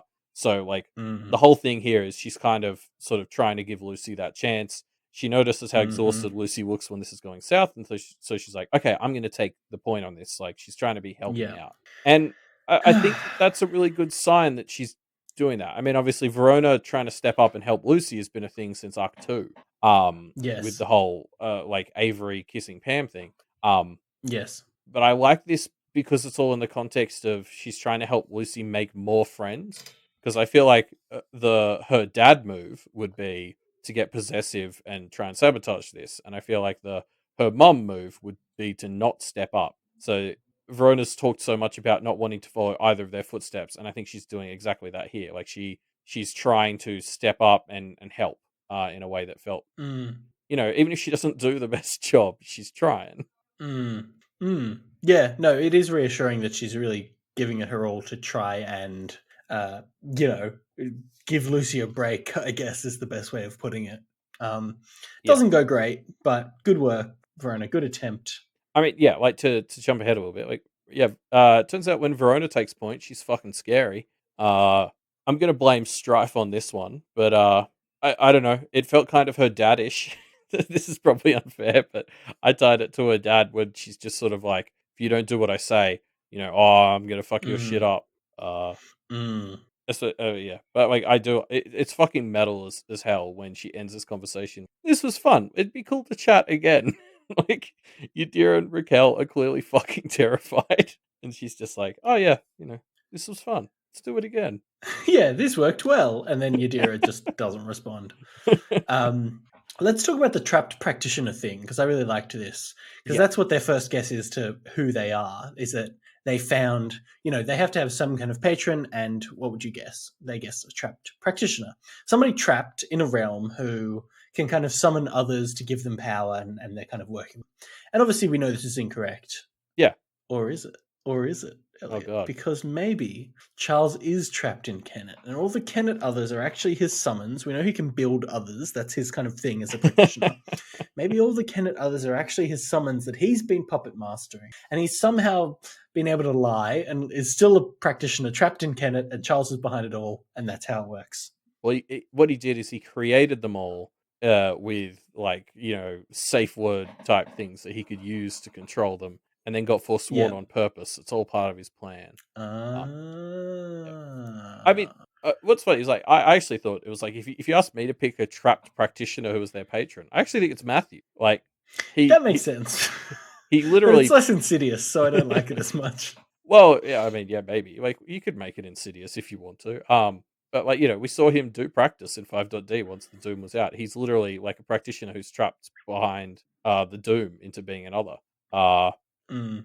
yeah, I mean, like what this said to me, like what I thought was interesting here is like these, like Yadira and Raquel, when they encounter people who have all this power, their immediate thought is, well, it must be coming from another practitioner who summons fairies and goblins for you. Like it's not a Mm. consideration that it is just a conglomerate of others. It has to be Yeah.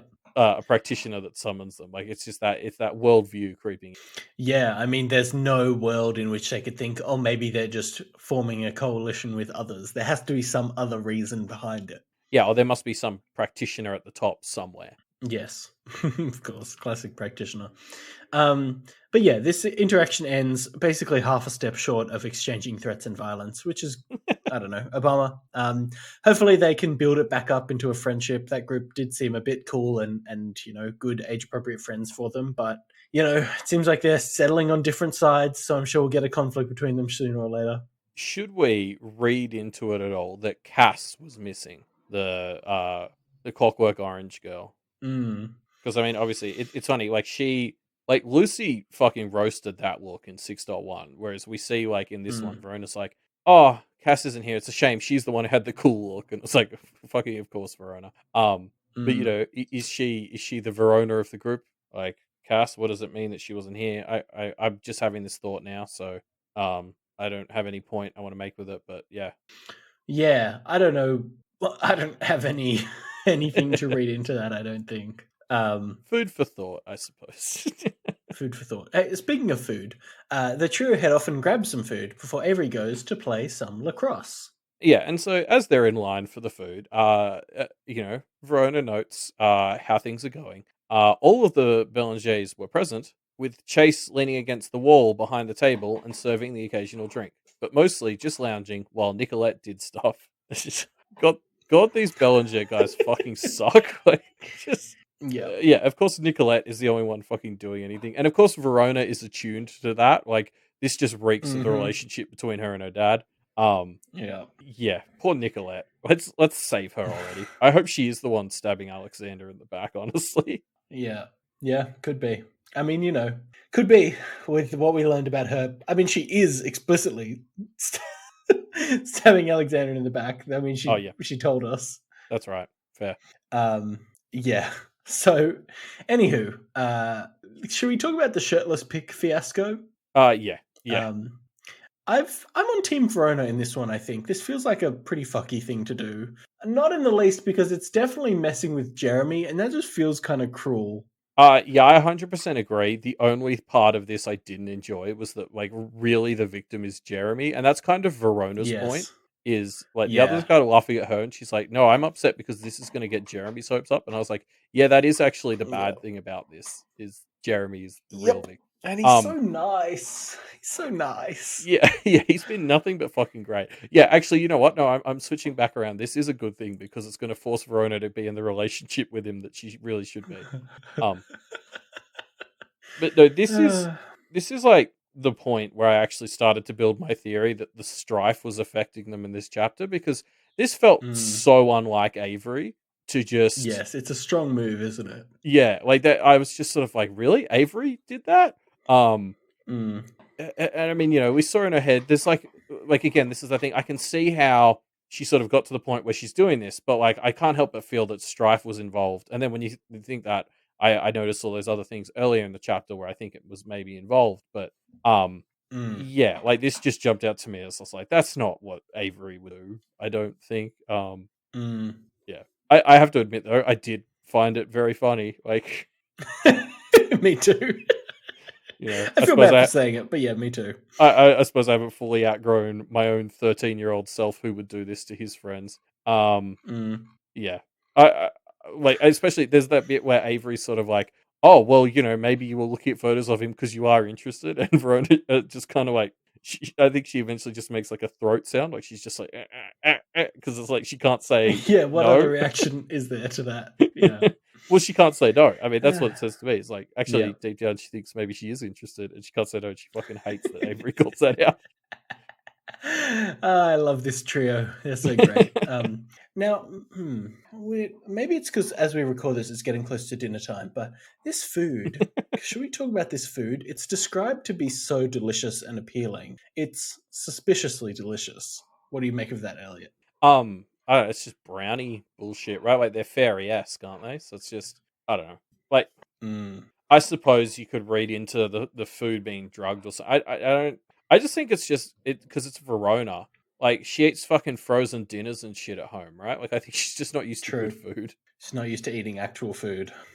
Like her not eating has been something that's come up a lot in this story. I don't really know if we've talked about it much on here, but like it's very tied into her emotional issues surrounding her dad, the fact that she doesn't have much of an appetite. And it kind of gets specifically called out as something that's related to her dad in this chapter because there's a bit later where when Lucy brings up her dad and Verona's sort of like, "Oh, I don't feel hungry anymore," and Lucy's like, "No, you've got to Mm, eat." mm. So like to me, We know they haven't eaten in a while as well, right? Like, yeah. what was the last time they ate? They missed their previous meal. Yeah, I think they might have had some breakfast, but like I Mm, don't know. To me, it was just like a real sign that like the fact that she was just enjoying this food and it didn't really tie into her dad at all. In fact, her dad is barely present in this chapter relative to most Verona chapters. He's only in her thoughts for this little bit at the end. mm, And the food gets tied into him more there. But like, yeah, I mostly read this miraculous foodness as her just like having been emotionally separated from the burden of her dad, she's actually finding the joy in life again. Like, this is the stuff you lose by becoming an other, I think. mm. Yeah, yeah. Fair enough. Also, just as a side note from this conversation Lucy and Verona have about Verona's dad, they agree to get Lucy's mum to go over and check on Verona's dad, which I was Yeah. like, thank fuck. Oh, I hope he's not dead. I hope he's at least somewhat okay. Not, I'm not hoping too highly for him, but I hope he's not dead. I just hope having another adult go into that house will fucking Yeah. set off all the alarm bells that should have been ringing for fucking months. Like, Yeah, I'm true. just kind of hoping Maybe this Lucy's will. mum is Yeah. going to go over unannounced and just sort of rock up, see the situation, and be like, "Oh my god, wait, Oh you need shit. help." Yeah, this is how bad it's got. Yeah. That might be optimistic, but that's what I'm hoping for anyway. Fair enough. Um, Um, I want to talk about. I mean, I guess there's not much to talk about here, but just the fact that Avery is naturally so good at sports that the other people assume that she's cheating is so great. That makes me so happy for her. yeah, it is a very good moment where they're like, "Oh, you can't use practice." And she's like, "I'm not." And they're like, "Ah, you guys can't help." And they're like, "We're not." Like, she's just good, Yeah, you idiot. she's just that good, dude. Get over it. Yeah, it is nice to have Avery get a really reaffirming moment like that. I especially love it as well because right before this, they make that decision to go and sit around the corner because their bench has more people, and Avery's like, "Oh, honestly, I'm too tired to deal with conversations with those people again." And it's like the second she sits Hmm. down, she just runs off and plays sports. And I was like, the idea of being too tired to have a conversation, but also awake enough to do all these fucking other activities was very relatable. It's good, isn't it? It's classic. Yeah, and I do like this moment for just giving that Lucy and Verona that time to have that private convo. I mean, I know I'm trying to dissuade Avery's fears about being the third wheel, but we have had a number of these moments where when it's just the two of them, Lucy is able to get Verona to really think about this topic of her dad in a way no one else can. Like she Yeah, actually she kind gets. of needs to be in a place where Lucy can, get at that vulnerability a bit when she's not putting up so many walls. Yeah, and I guess we just aren't quite at the point where Avery seems to be able to be a part of those conversations as easily. Yeah, It's just yeah, kind of shoehorned into the one at the end of arc 5. Um, yeah. yeah, but like, it is just good. Like, yeah, Lucy's just able to get Verona to voice these feelings. She doesn't even allow herself to think, which is Mm, like really healthy. The actually getting yeah. her to think them. It's not the not thing the first place part. But yeah. Mm. Yeah. So as they're watching Avery play, Ted walks over to deliver a message from Bristow, which is no regrets yet. Yeah, and so my understanding, because I think we sort of talked about this earlier, like how this might work on some of our episodes. But my impression at the moment is it's kind of like the longer Verona lets this go on, because there's no deadline on her side. It's like there's like interest on how much this is going to hurt her, Yep. and like Bristow kind of sending messages like this kind of is extra Builds interest. up that interest. Yeah. Yeah, so it's sort of like now Verona has this interesting gamble where hopefully at any point she can turn it round and make him regret having made an enemy of her. Like Yadira and Raquel might. But the longer she's unable to do that, the more power Bristow has over her. Yep. So that's like a really fun dynamic to carry into this civil war that's brewing, Mm. is that like Yeah. Verona will sort of get more and more desperate to really stick it to Bristow because she needs to. Yes. Yeah. Yeah, it's a great way of adding a bit more personal stakes to this conflict that they're really trying their best to stay out of. Yeah, exactly. Um, let's touch on Ted a bit because we were kind of talking a while ago when we first saw his dossier about like why is he aligned with Bristow, but from this interaction he seems to be a pretty genuinely good person, right? He seems to be a nice enough person. I'm sure there's a way to convince him to join Team Kennet. Like his argument is basically, I'm doing the most good with Bristow, and I'm sure they can. Maybe the additional dimension to get him to consider is, have you considered doing good not just for humans but also for sentient others? Like maybe that'll help convince him. I don't know. Yeah, I mean, you're right. I think we're just meant to think this guy's pretty great, if for no other reason than he sort of gets compared to Clem and is like, "Oh, I like Clem. She's my friend." And I was like, "Okay, well, most people who claim to be friends with Clem are actually pretty great. There's one exception, thingy, but." No exceptions. I don't think. um, yeah, like just sort of drawing a line between him and Clem was immediately for me like, yeah, Ted's awesome.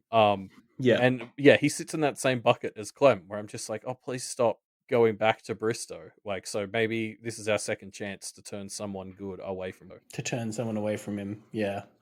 I like him. I like Ted. He seems cool. I'd be keen to see him on side. Yeah, I want to see him do some of his crazy time loop shit. Like, I want to see him.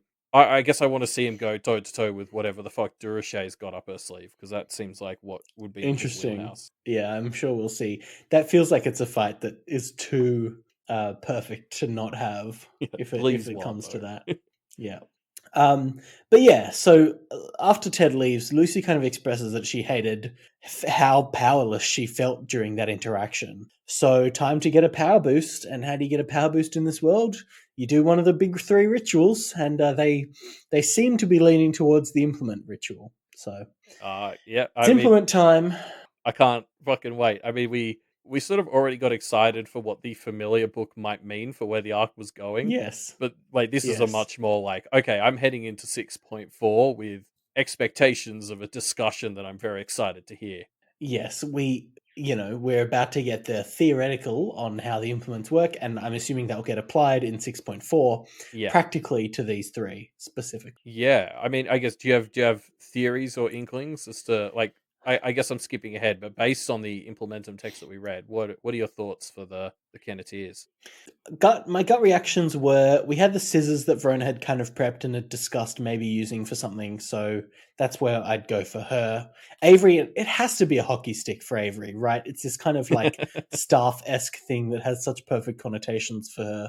And I know Lucy awakened using a knife, so I'm kind of leaning there, like that specific knife to be reused for her implement, but I'm not actually as sure for Lucy. Yeah, I mean, Verona's scissors were also her awakening item, I'm pretty sure. I don't know if it's the same Right, they scissors. were. I think they were. Yeah. What was Avery's? Her photo. It's not really an implement, sort Right. of. Yeah, I don't think that would be an implement. Because that is the thing. I do assume that it's actually somewhat common for certain practicing families to have the child use the same thing as their implement and their awakening ritual thing. Yes. Because that Yes. personal item is very much you defining yourself, and it kind of makes sense to then, unless you change, like use the same thing.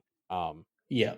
I do worry about them making any decision about these three rituals at the age of 13, just because I think about who I was. I mean, fuck, even 5 years ago. I just worry for anyone making a lifelong commitment to alter your self diagram at the age of 13. Uh, Mm. but it does seem like the least invasive. Like better an implement than a familiar or a domain. Mm.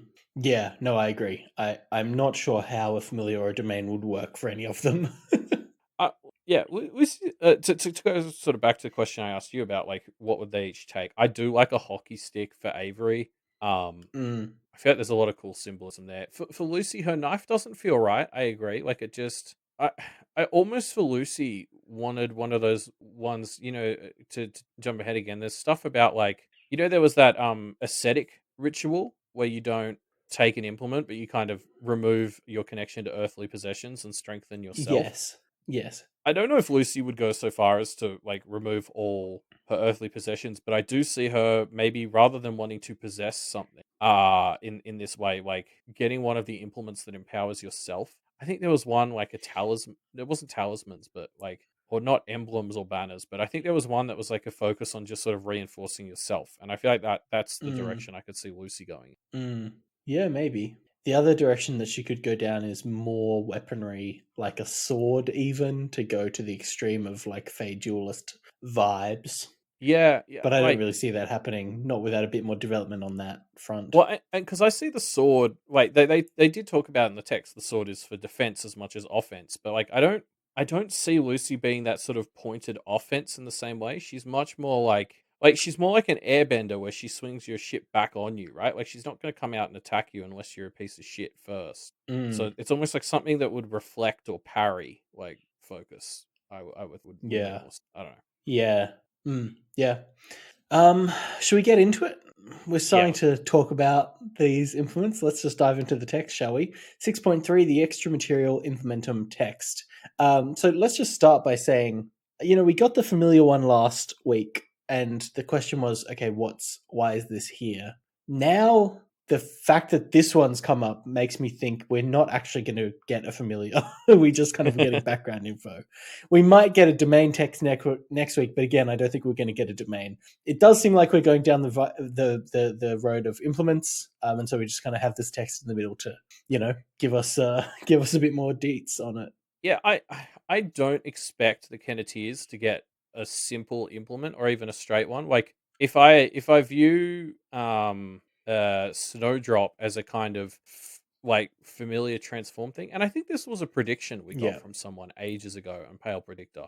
Was this idea that they wouldn't get a familiar domain in an implement, but they'd get like alternative versions, and I really liked that. Like if Snowdrop is our like more natural familiar, is one of them going to do something similar to the implement thing but less like practitioner standard? Mm. Like I actually don't know if I expect to see one of them choose an implement in the next few chapters. I actually think it's more likely that they end up doing something related. Each picking one. Yeah.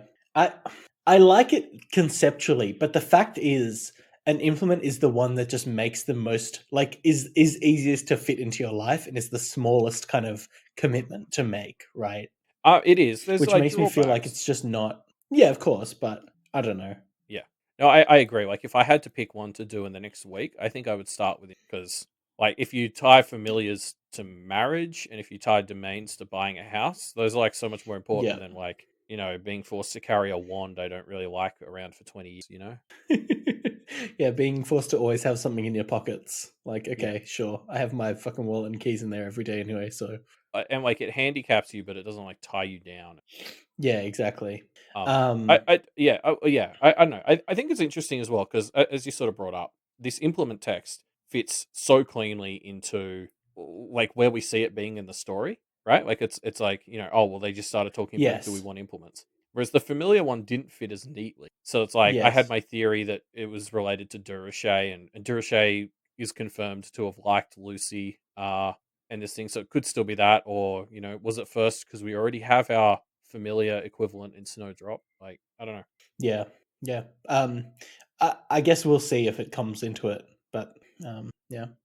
Let's get into it. So first of all, the textbook goes over what is an implement, why might you want one? Yeah, and I really like how this all starts, and it kind of is going through the entire book or the entire material. This comparison to diagrams that Wildbow / the in-universe author has come up with, and I really Yeah. really liked this to as a way to get this concept through to us because we're obviously very familiar with diagrams in this story. Like Wildbow has had other extra materials that have made us very familiar with how diagrams work, and the story has covered it Mm, too. So it was like such a simple analogy to make us understand like this way it transforms you and connects it to like I guess not to get into backed to packed areas, but like I thought this was a much better way of explaining it than the ways it was initially introduced in Pact.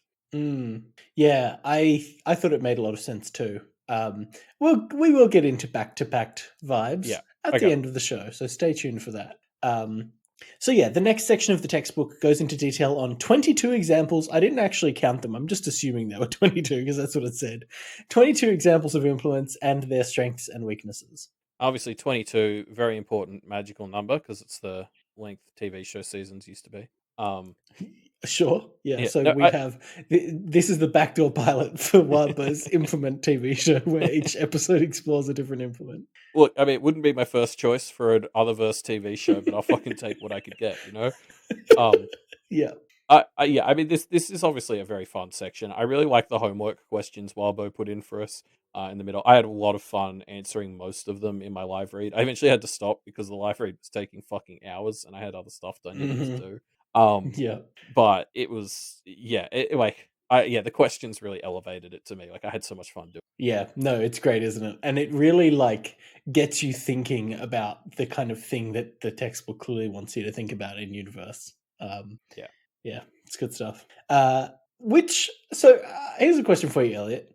Which of these implements do you think is the coolest? I've kind of expressed the idea of how I would love to see more music play into the kind of Pactverse world. And so I'm delighted to see the trumpet on the list. I think that's great. I think a beautiful brass trumpet would make a great implement. But yeah, I'm interested to hear which of these you liked the most.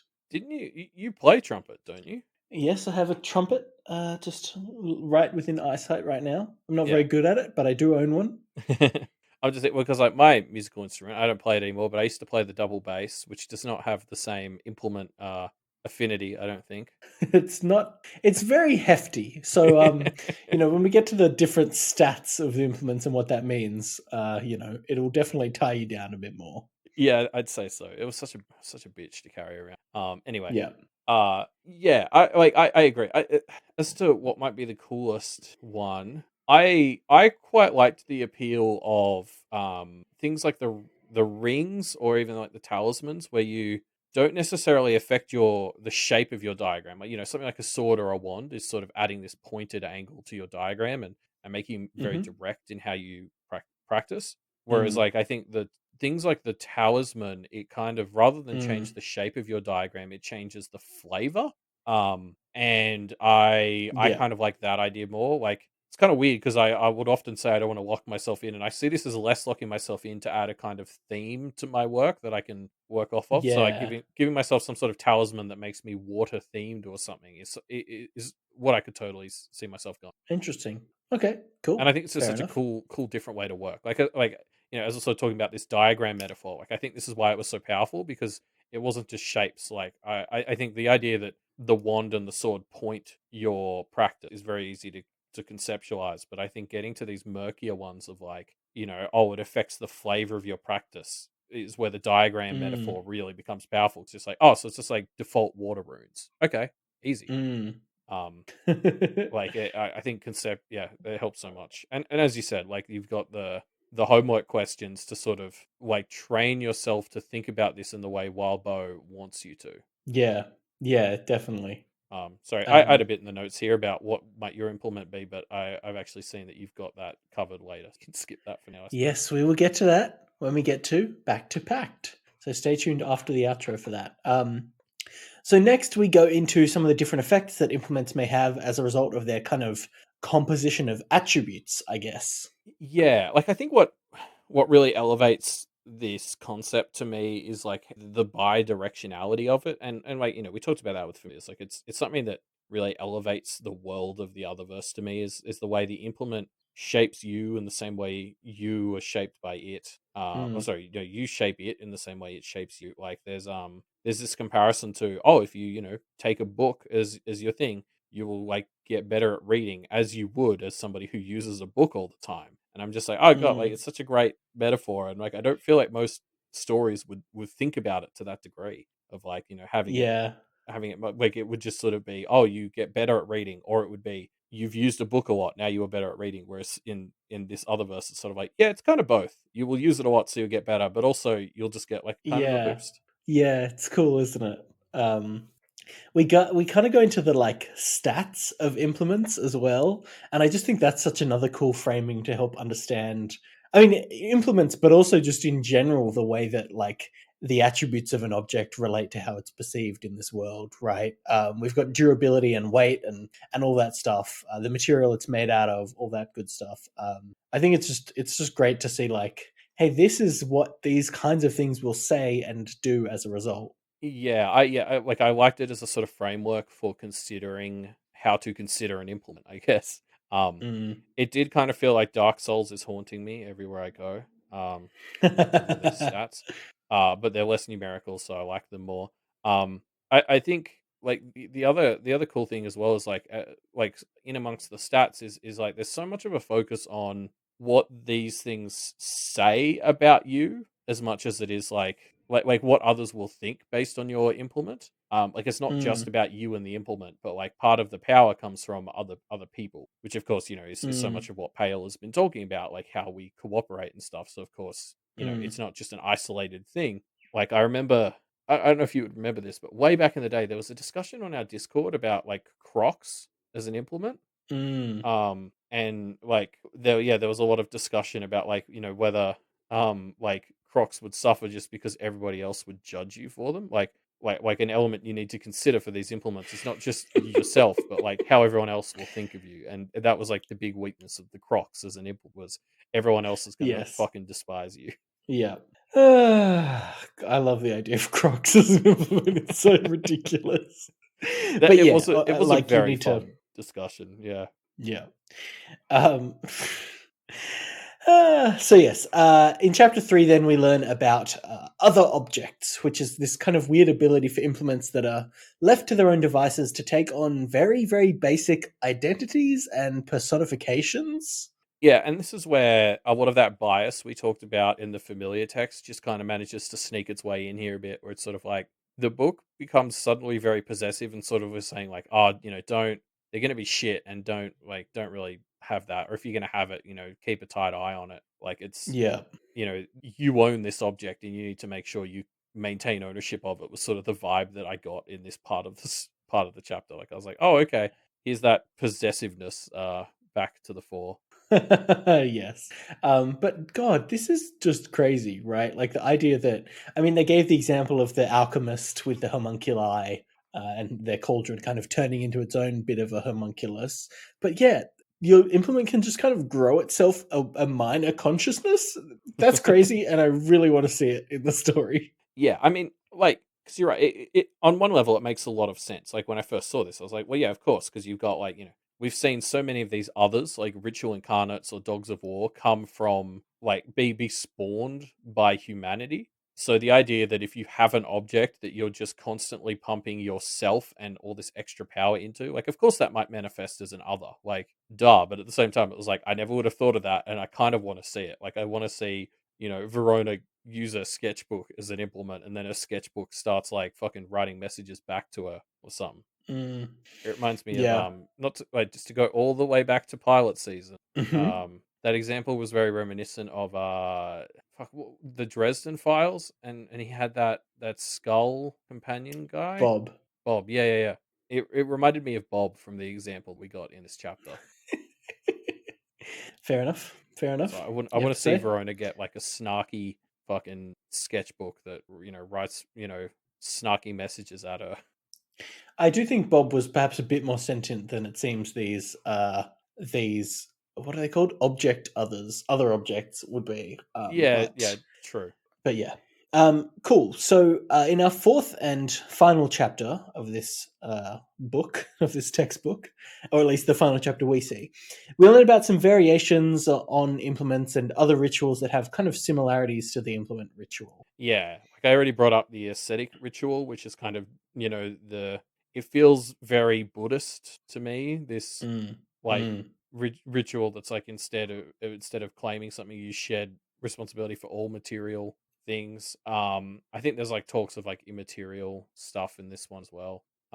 Yeah, just some cool, like I love exploring the variations of this to really enrich the concepts. And Yeah, yeah, definitely. I love that. I don't know if we're going to get any of these variations in universe, but it's nice to just get a bit of them being built out. You know?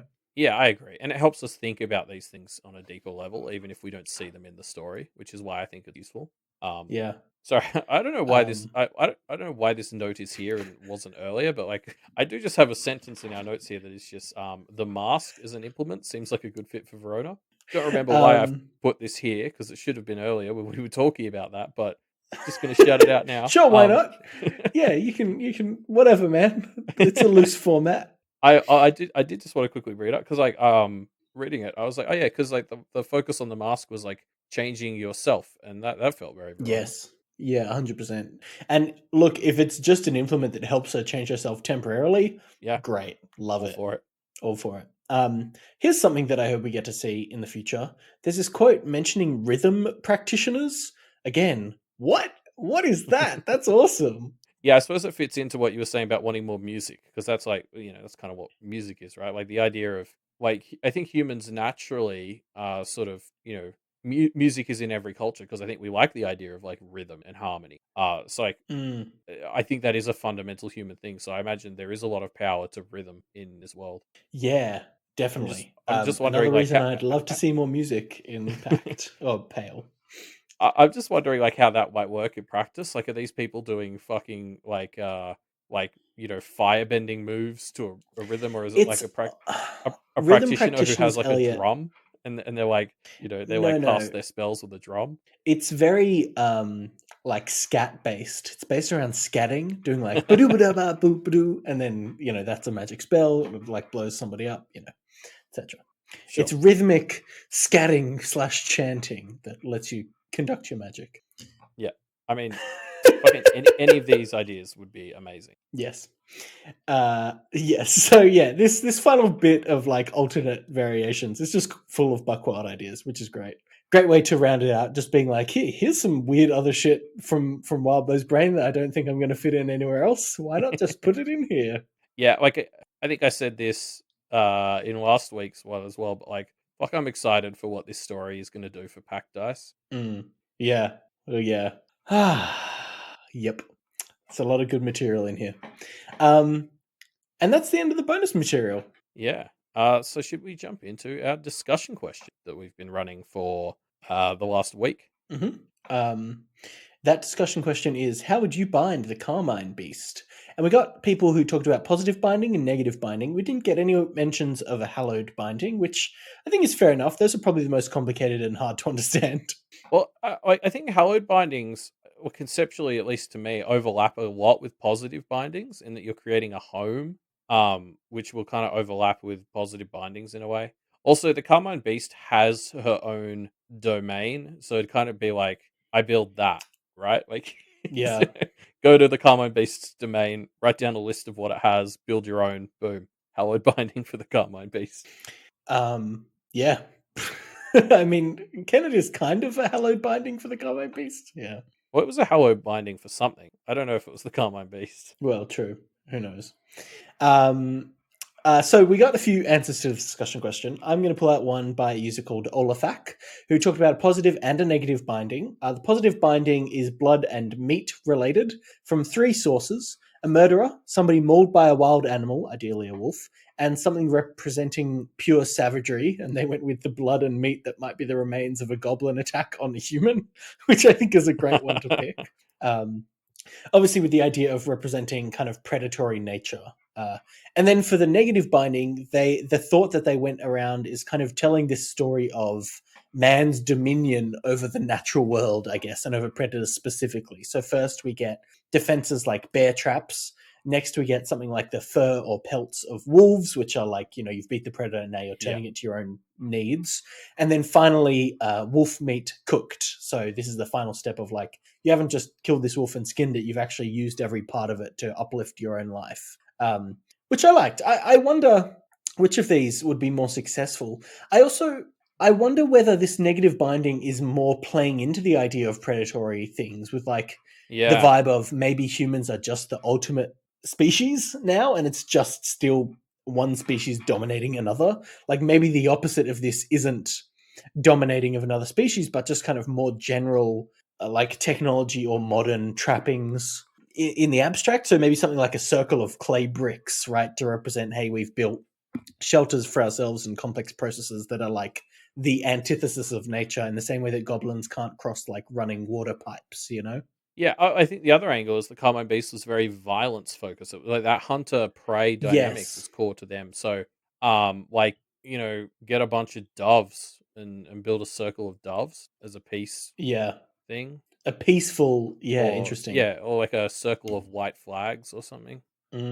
Yeah, I could see Um, it. Like olive branches as well is obviously has a lot yes, of symbolism there. yeah, actually Um, that's a bit more practical. A circle of olive Bit more branches. practical than a circle of doves. What are they, fucking frozen like Arrested Development? Yeah, but no, yeah. Interesting. Yeah. So we also got another answer I wanted to call out from Propaganda Pagoda, who Hmm. very similarly listed a positive and a negative one. For their positive one, they had this idea of like building a nature reserve, which to sort of very focused on this idea of the Carmine Beast as something that represents like pre-human or extra-human civilization. They had Mm. a really interesting focus on trying to artificially generate some sort of high oxygen level because the Carmine Beast is a big megafauna thing, which I just thought was like a nice little detail. They even quoted this one fact which I have heard before but I'd forgotten and I love it, which is like before like Europeans invaded America, a squirrel could have traveled from California to Maine, which for those of you who don't know, that's like the two opposite ends of the continent. Yes. A squirrel could have gone from like basically across the entire US without touching the ground, just because like forest continuously. Which is just like such a like cool fact, and like so that this was sort of propaganda pagoda's like driving force as they were like looking through this, is trying to create that sort of nature uh as it used to Mm. exist. Yeah, I like that. Make a spot that is. I mean, it almost seems like a hallowed binding, to be honest, as well. And I guess they're not that different. It's Mm. get the world back to where it was when this creature was its most happy, I guess. Yeah.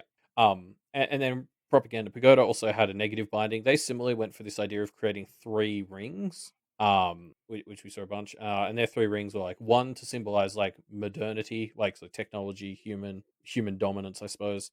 Then the second one was like diseased and captive animals, which was very focused on this like natural aspect of the Carmine Beast, of like showing man's domination over animals, I guess, and then Mm. killing. And then the third one, like fire to kind of burn down the forest. So Mm. I suppose my Yes. criticism of this one would be similar to what we said about Olafac's one, where like it's all very focused on the natural aspects of the Carmine Beast, whereas I think you want to tackle.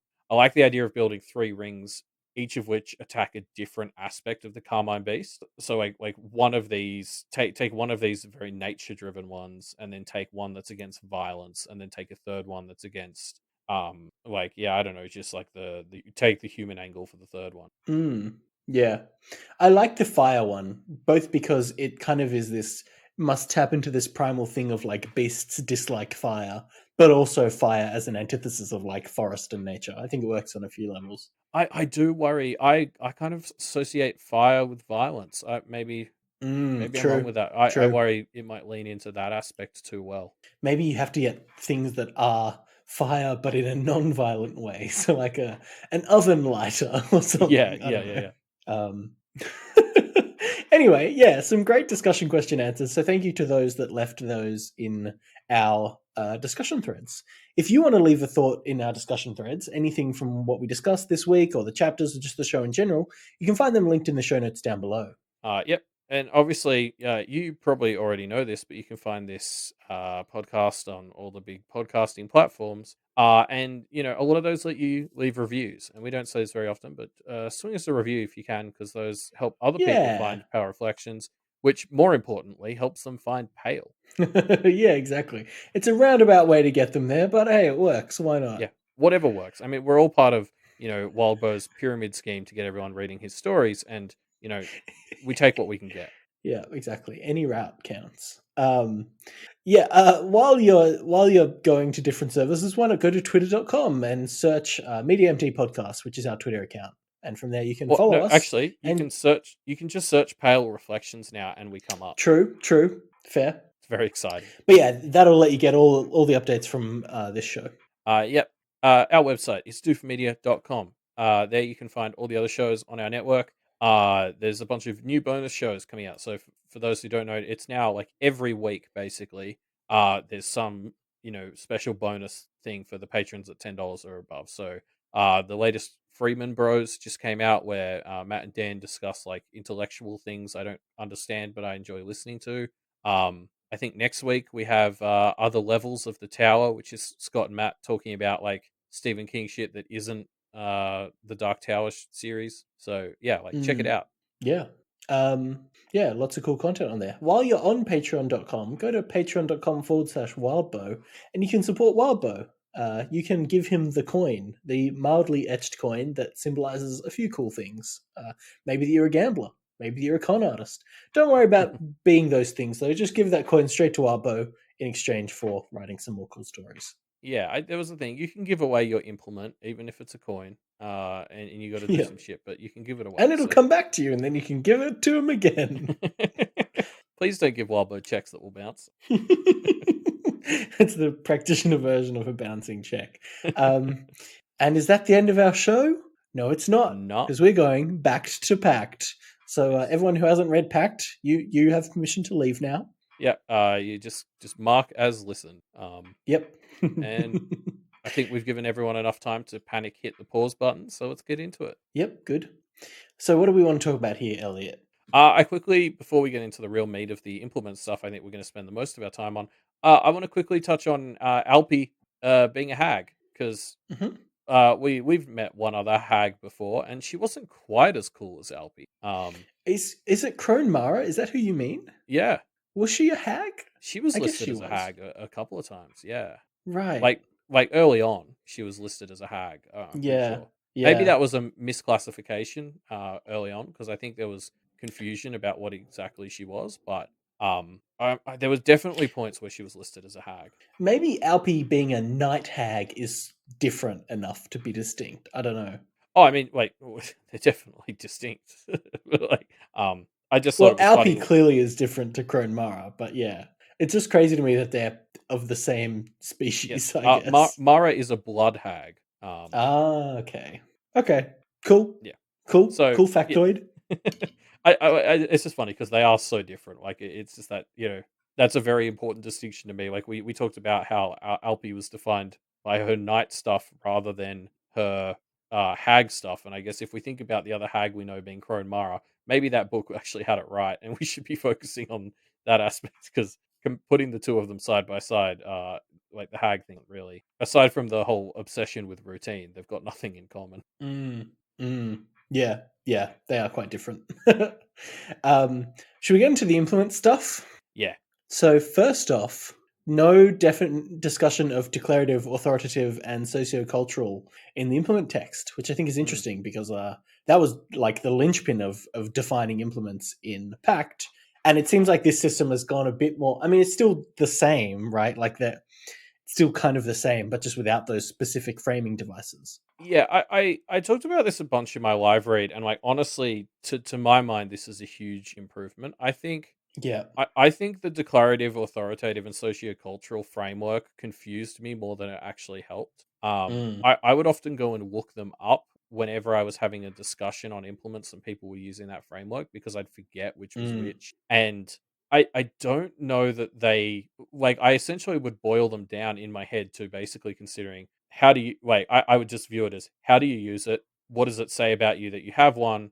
And like what does it sort of mean? And I yes. thought the way it was introduced in this chapter today was just a much more natural way to get you to think along those lines. Like the diagram metaphor to my mind is 1,000 times better than these three things. Mm, So as a different way of viewing implements, I found this way a lot more natural and to follow. mm.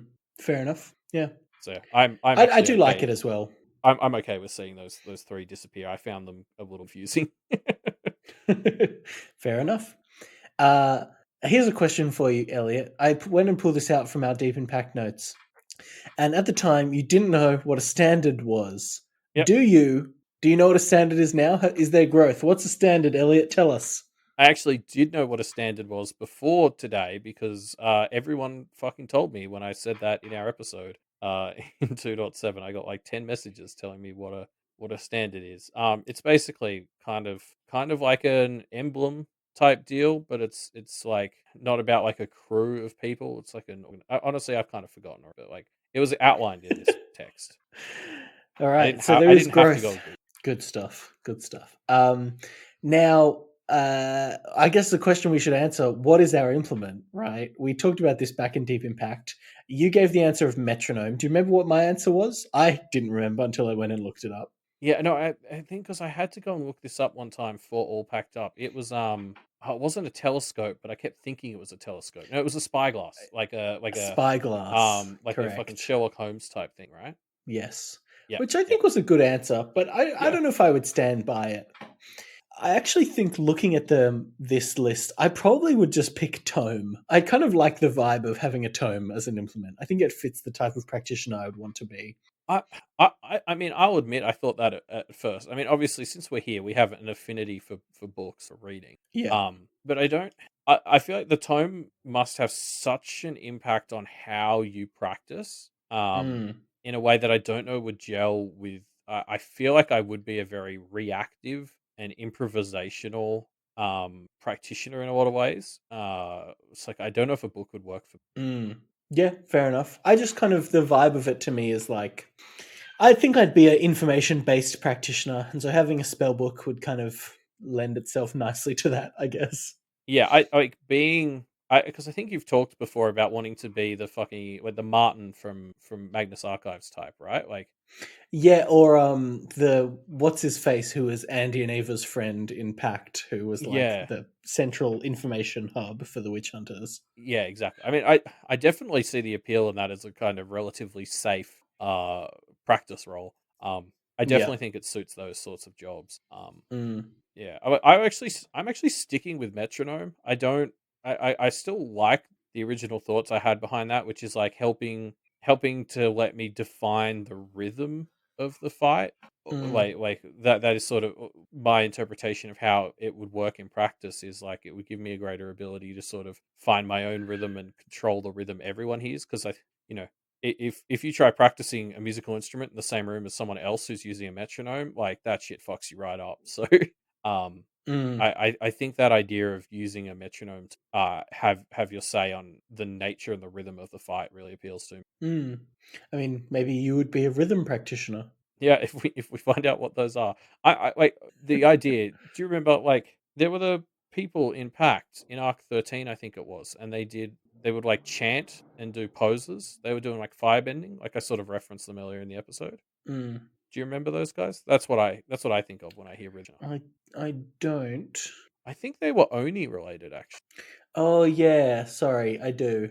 But yeah, they kept saying words. They'd be like, "Haw, ha," and they were doing like Yeah, poses and shit, and then they shot fireballs at the lake yeah, or something. yeah.